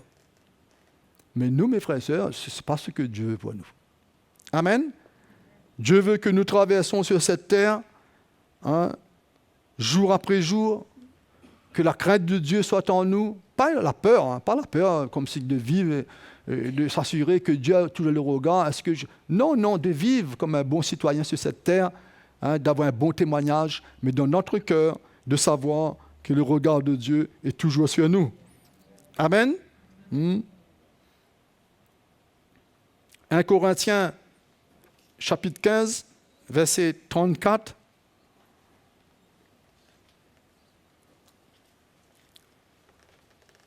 C'est Paul qui parle, qui dit, allons dire à partir le verset 33, 1 Corinthiens 15, verset 33. Ne vous y trompez pas, les mauvaises compagnies corrompent les bonnes mœurs. Revenez à vous-même comme il est convenable et ne péchez point, car quelques-uns ne connaissant pas Dieu, je le dis à votre honte. Ça trouve au milieu de cette église. Verset 34 nous dit, revenez à vous-même. Voilà le cœur de Dieu, revenez à vous-même. Comme il est convenable et ne péchez point, car quelques-uns ne connaissant pas Dieu. Il y a au milieu de l'église, il y a des gens qui ne connaissent pas Dieu. C'est pour ça, nous, on a besoin d'être éveillés. Il y aura ceux qui peut-être qui vont venir, qui est pas, leur but, ce n'est pas de connaître Dieu. Peut-être connaître une religion. d'être là dans un mouvement, dans un programme. C'est pour cela qu'on a besoin de vraiment d'être éveillé. Au milieu de ce peuple, des Hébreux, il y avait ce qui était étranger à la vie de Dieu. Ils étaient étrangers dans le plan de Dieu. Et c'est eux qui ont emmené toutes sortes de désordres. Et le peuple qui s'est éloigné de l'autorité même de Dieu à travers Moïse, ils se sont retrouvés seuls. Et c'est là où l'ennemi, quand il le voit seul, c'est sa ruse. La Bible nous dit, il est rusé. C'est là qu'il vient amener toutes sortes de dégâts dans notre vie. Pour ça, l'Église, il faut faire confiance à ce que Dieu a établi dans l'Église. Et hier encore, le frère disait dans son encouragement, on a besoin d'être ensemble. Chacun doit participer. Chacun doit tout faire pour qu'on puisse passer à travers la mer Rouge, non? On doit s'assurer, on doit s'encourager les uns et les autres. Si un est affaibli, on va le fortifier. Amen. Si quelqu'un manque un peu de force, on le soutient. Quelqu'un n'a pas trop, la vision un peu trouble, on l'aide à s'éclaircir sa vision. Amen. On doit s'encourager avec la parole de Dieu, mes frères et sœurs. Amen. Quand nous sommes ensemble, c'est super. La communion fraternelle, ça ne se limite pas simplement ici, dans ce lieu, mais dans la communion fraternelle, chez vous, on s'encourage avec la parole de Dieu. Non? Cherchez, on doit chercher cela. Quand on se retrouve un petit moment de communion fraternelle à travers une petite collation, un exemple, je prends cet exemple, un repas ou autre, c'est bon, c'est super, mais cherchez à s'encourager. Cherchez le Seigneur pour ça. Ce n'est pas technique, ça. Ce n'est pas à tout prix, quand j'arrive chez vous, il faut que je vous parle, voilà ce que la Bible dit, non. On peut parler beaucoup de choses, mais il y a un moment où peut-être Dieu met quelque chose dans mon cœur, j'ai besoin de s'encourager, ou bien Dieu met quelque chose dans votre cœur pour m'encourager. Non? Moi, quand je trouve les frères et sœurs, moi j'aime bien jardiner, je parle du jardin. Nous, mon frère José. Mais je parle du Seigneur aussi, mais c'est pas toute la journée, je parle du Seigneur. Ma vie même parle du Seigneur, non? Et je parle de mon jardin, pour ceux qui me connaissent un petit peu. Je suis content dans mon jardin, voilà. Plante des petits légumes, et le but c'est d'offrir quand c'est bon pour la récolte, on offre, c'est super. Mais on vit cette vie-là, et quand il y a un moment, on ne doit pas être dépourvu. On ne doit pas être... Et ces Hébreux, à ce moment, quand ils se sont éloignés de Moïse, ils étaient dépourvus, ils n'avaient plus de force, c'est pour ça qu'ils étaient séduits. Nous, non, on doit s'assurer que nous avons quelque chose dans notre cœur, parce que c'est court, là, sortir de l'arrivée à la vie éternelle, c'est court. Non? La Bible nous dit à l'avènement du Seigneur, si on a un clin d'œil. On voit le temps comme si c'est long, mais c'est court. Il faut s'exhorter et s'encourager, mes frères et sœurs. Il faut avoir cette parole pour que quand quelqu'un veut dévier, parce que ça nous arrive, pas dévier, mais la parole de Dieu nous dit, ça arrive que nos pas est un peu boiteux. Il faut que quelqu'un vienne redresser un petit peu. On a besoin de ça, non? On a besoin que quelqu'un nous soutienne un petit peu. Il faut s'assurer. Il faut qu'on a. Il ne faut pas qu'on soit dépourvu. Quand une situation arrive, comme si on n'a rien pour cette situation. C'est sûr qu'il y a certaines choses, ce n'est pas à notre portée, mais on doit avoir quelque chose pour la situation. Peut-être quelqu'un passe un moment difficile, on n'a pas trop... Mais on a une parole. C'est bon d'aller voir un ancien. C'est bon, l'encourager, reste pas comme ça, ma soeur, mon frère. Va trouver un responsable, partage ton cœur. Ça, on doit posséder ça. Non? Mais on ne doit pas tout d'un coup quelqu'un dire, les frères là, je vois que, allons faire une idole. Mais non, on doit avoir quelque chose dans notre cœur. Non. Est-ce que vous comprenez? On doit. Étant des enfants de Dieu, on entend l'évangile, c'est clair. Ça ne se mesure pas combien d'années que j'ai dans la CMIR, là. Pas du tout. Quand on est enfant de Dieu, déjà Dieu met la foi en nous. Non? On croit, on a cru par la foi. Déjà ça, c'est la base. Non? Alors, quand quelqu'un, on voit qu'il manque de foi, il y a quelque chose dans notre cœur pour l'encourager. On ne peut pas changer la vie de personne. Vous êtes rassurés avec ça, hein? On ne change pas la vie de personne. Mais au moins, on a ça dans notre vie. Premièrement, la foi pour s'encourager. La Bible nous dit qu'à la fin des temps, la foi va se refroidir au milieu de l'Église. Non? Vous avez déjà lu ça dans la parole de Dieu.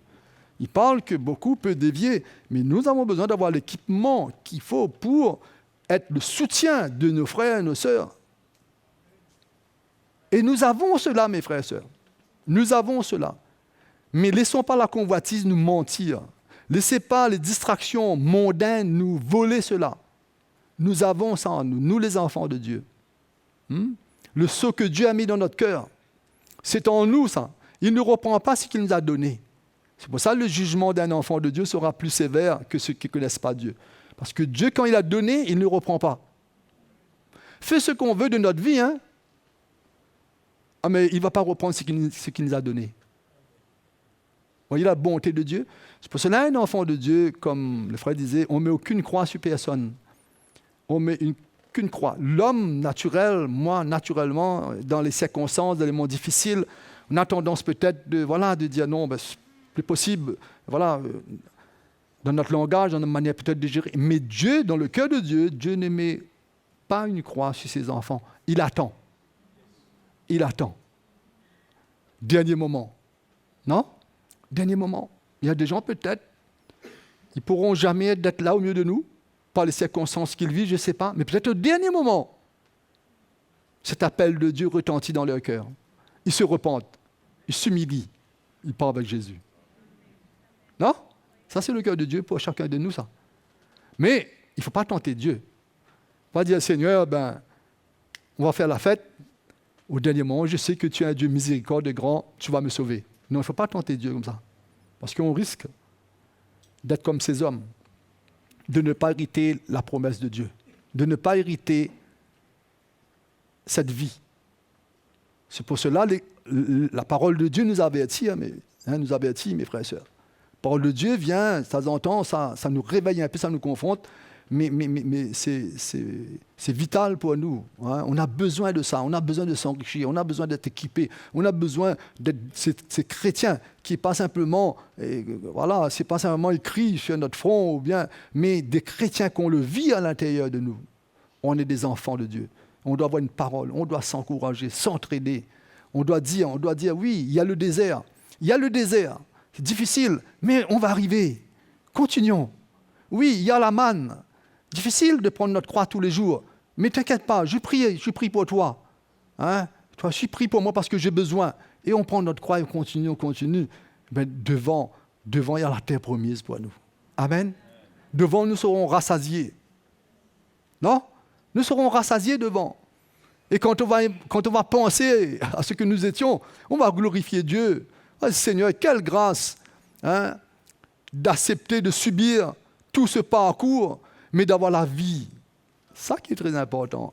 Vous savez, prendre notre croix, il y a des moments où c'est difficile de prendre la croix dans notre foyer, avec notre femme, nos enfants, la famille, dans l'église. Difficile. Mais vous savez, quand on a pris notre croix bien, c'est difficile. Il y a la souffrance, il y a des moments, hein? Mais qu'on passe bien. Vous savez, la richesse, comme le frère Jacques disait, la richesse que nous avons, c'est incomparable avec tout ce que nous pouvons posséder sur la terre. Parce que ça, on ne peut pas acheter ça. La paix, personne ne peut acheter. Mais quand nous prenons notre croix, cette paix qui vient en nous, mes frères et sœurs, moi je vous dis par expérience, la paix de Dieu, là, ça, on peut acheter la paix naturellement, aller passer, surtout on est en vacances, trouver un bon hôtel, un bon endroit pendant 3 semaines.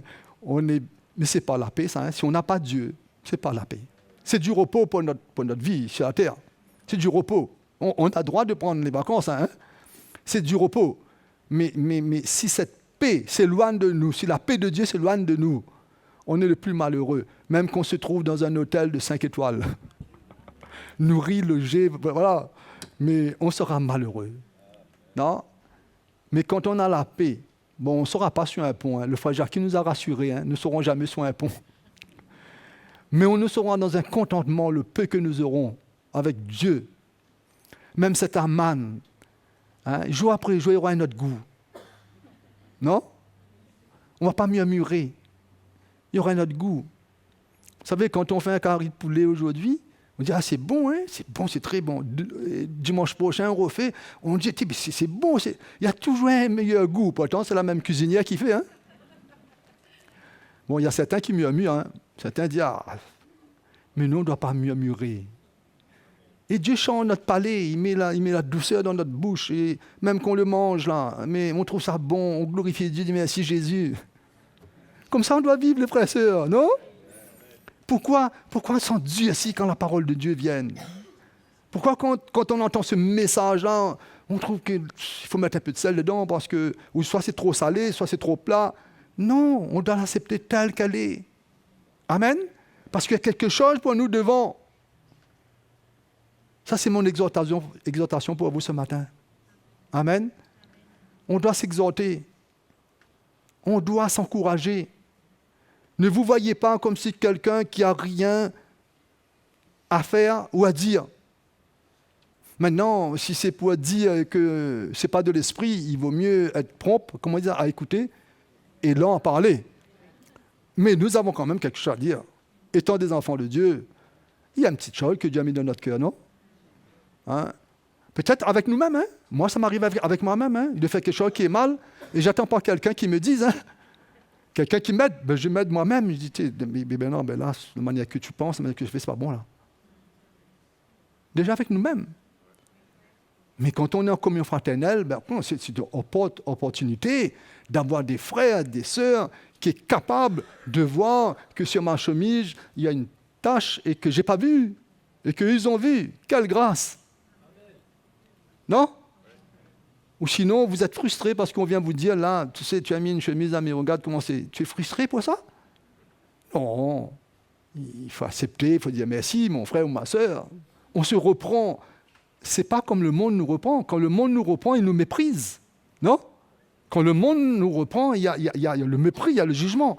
Mais nous, il n'y a pas de jugement, il n'y a pas de mépris. Nous sommes la même famille. Amen? C'est pour cela qu'on doit accepter l'Évangile. Que Dieu vous bénisse.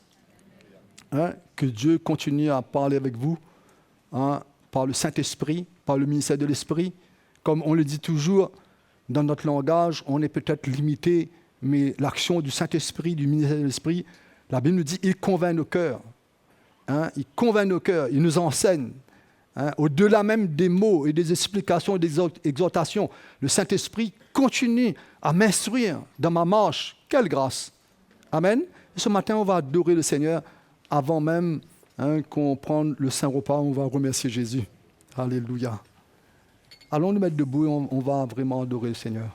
Là, à tes pieds, Seigneur, c'est le plus haut lieu.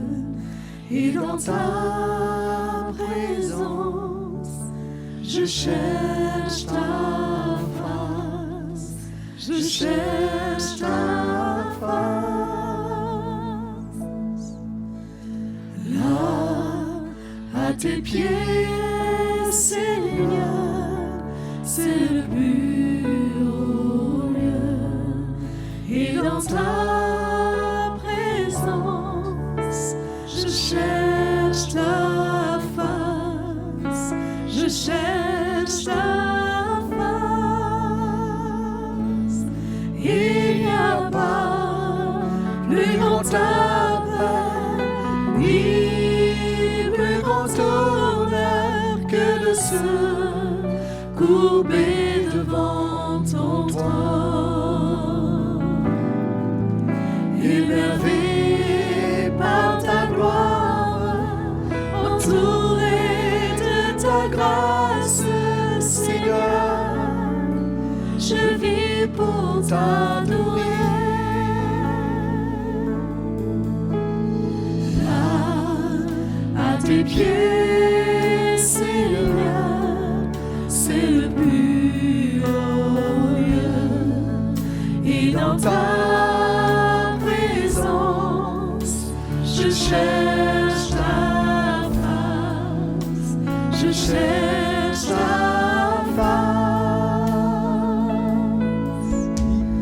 Là, à tes pieds, Seigneur, c'est le plus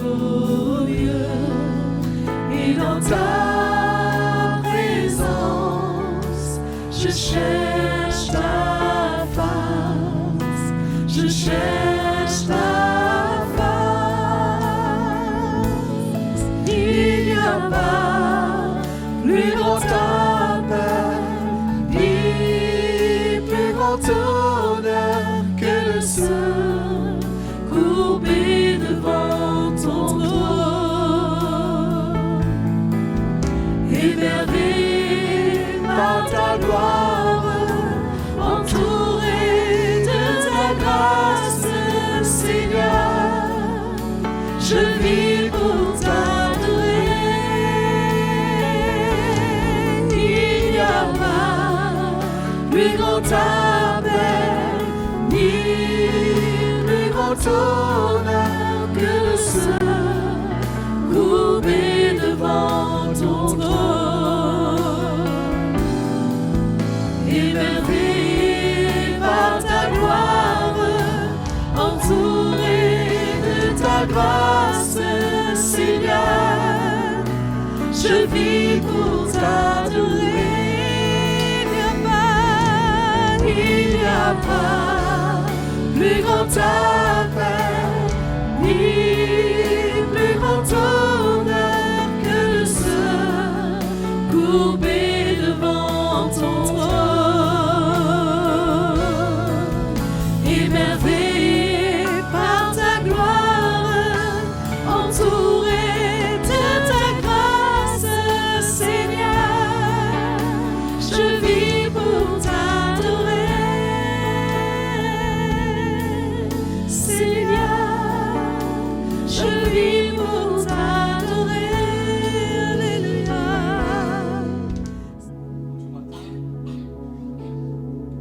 On va en profiter de prendre le Saint-Repas qui représente le sacrifice que Jésus-Christ a fait pour nous afin que nous puissions être libres du péché. Et avant de partir, on va communier avec sa table. Hein? Mais j'ai quelques mots à vous dire ce matin en lisant la parole de Dieu pour nous exhorter. Ce n'est pas quelque chose qu'on va prendre à la légère, c'est quelque chose de très précieux. Et que je ne sais pas si l'un de vous avez déjà lu dans Corinthiens, mais Paul met l'accent dessus parce que les Corinthiens prenaient ces choses à la légère. Donc dans la légèreté qu'ils étaient, la parole de Dieu nous dit ils attiraient une condamnation sur eux. Ce n'est pas que qu'on prend le repas du Seigneur et on a une condamnation, mais ça dépend de l'attitude de cœur que nous approchons de la table du Seigneur.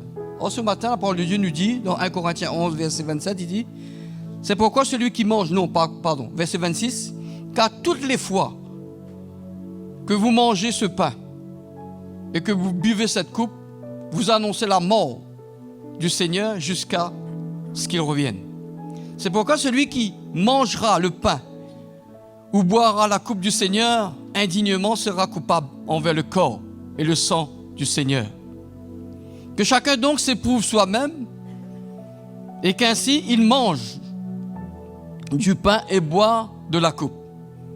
Car celui qui mange et boit sans discerner le corps du Seigneur mange et boit un jugement contre lui-même. C'est pour cela qu'il y a parmi vous beaucoup d'infirmes et des malades et qu'un grand nombre sont morts. Si nous jugeons nous-mêmes, nous ne serons pas jugés. Mais quand nous sommes jugés, nous sommes châtiés par le Seigneur afin que nous ne soyons pas condamnés avec le monde. C'est incroyable. Donc ce matin, je ne sais pas comment vous êtes de votre cœur, quelle attitude que vous avez. Chacun se prouve soi-même, comme la parole de Dieu nous dit. Qu'on s'assure que dans notre cœur, on n'a rien contre Dieu, on n'a rien contre personne, mais qu'on vient devant le temple de Dieu, on vient devant sa table, mais que cette force que Christ a déployée sur la croix, la mort qu'il a faite et la résurrection qui sont sorties, ça vient de notre partage. Parce que le but, c'est ça. C'est que quand on s'identifie à la mort de Christ, on a la vie de la résurrection. Amen. Donc pour cela, ce matin, nous soyons honnêtes avec nous-mêmes. Si vous n'êtes pas prêts à prendre le repas du Seigneur, faisons pas comme tout le monde fait. Mais prenons une petite minute quelque part, ou bien s'il y a lieu, pas d'une condamnation qui vient sur vous ce matin, s'il y a lieu que vous avez besoin de vous repentir avec quelqu'un, avec mon mari, avec mes enfants, ou bien avec qui que ce soit qui est dans l'église. Parce que personne de nous n'est parfait, frère et sœur, oui ou non? ont failli. C'est pour ça que Jésus dit à Pierre, tu dois pardonner 77 fois, 7 fois tous les jours, parce que vous aurez ce genre de choses qui arrivent dans votre marche chrétienne. Donc ce matin, en nous approchant, on veut être vrai, parce qu'on veut la vie. Qui veut la vie ici? La vie en abondance. Donc il faut s'assurer. C'est pour ça que je lis ça ce matin pour vous. Le repas du Seigneur, c'est quelque chose que c'est très important. Hein, il est mort pour nous. Il a versé son propre sang. Hein? Nous n'étions pas dignes, il nous a rendus dignes de devenir ses enfants. Quelle grâce, frères et sœurs. Donc pour cela, je disais dernièrement à quelqu'un, on doit être fier d'être chrétien, d'être fier de relever le défi. Hein? D'être fier de représenter Dieu par notre propre vie, d'être fier parce que nous sommes enfants de Dieu. Oui ou non? Donc ce matin, si les frères peuvent s'approcher, on va partager le repas du Seigneur. Seigneur, nous te remercions ce matin pour ta grâce. Seigneur, tu ne veux pas que nous soyons jugés avec le monde. Pour cela, ce matin, nous reconnaissons la mort, ta mort sur la croix. Il y a 2000 ans de cela, tu es venu, Seigneur, pour nous racheter de notre vaine manière de vivre. Ce matin, tu nous donnes l'occasion, le privilège encore d'être ensemble avec ton corps, avec l'Église qui représente ton corps. Seigneur, ce matin, nous voulons nous identifier à cela. Afin que nous puissions avoir la vie comme toi-même tu as eu la vie quand tu as donné ton corps sur cette croix. Seigneur, le 3e jour, tu es ressuscité et tu veux nous donner cette vie continuellement jusqu'à temps que tu reviennes nous chercher. Seigneur, fais-nous grâce ce matin, que chacun de nous puissions pas passer à côté de ce plan si merveilleux que tu nous as accordé. Mais au contraire, ce matin, nous venons donner nos cœurs à toi. Nous venons nous identifier à toi, afin que nous puissions avoir la vie de retour. Seigneur, merci pour ce moment et que chacun de nous puissions expérimenter ta grâce ce matin. Même à travers la Sainte Seine, tu peux nous guérir si nous demandons, Seigneur, ta grâce ce matin. Tu peux nous relever si nous avons besoin que nous soyons relevés de notre cœur. Ce matin, Seigneur, merci pour cette table et merci pour ta main qui est à l'œuvre dans le nom de Jésus-Christ. À toi seul la gloire. Alléluia. Venons et prenons la coupe ce matin. Alléluia.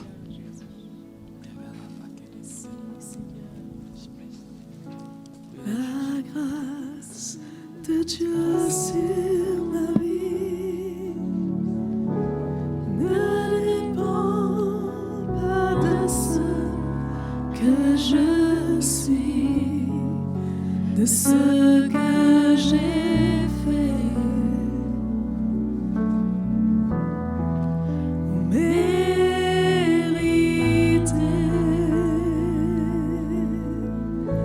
C'est un don de miséricorde que le Seigneur m'a accordé à cause de son amour pour moi.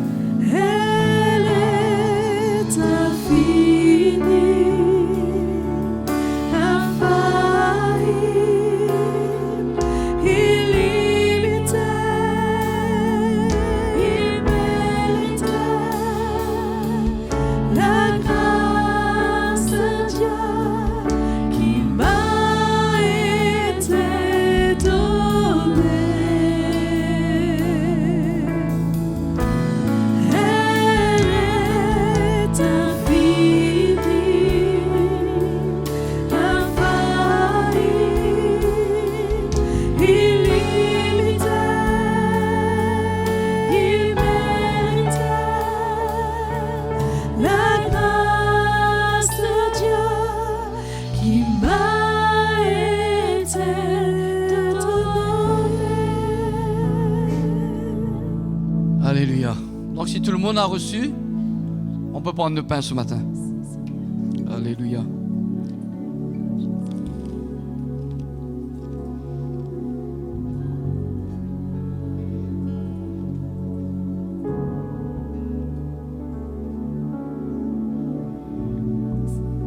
Alléluia. Si on peut prendre le vin.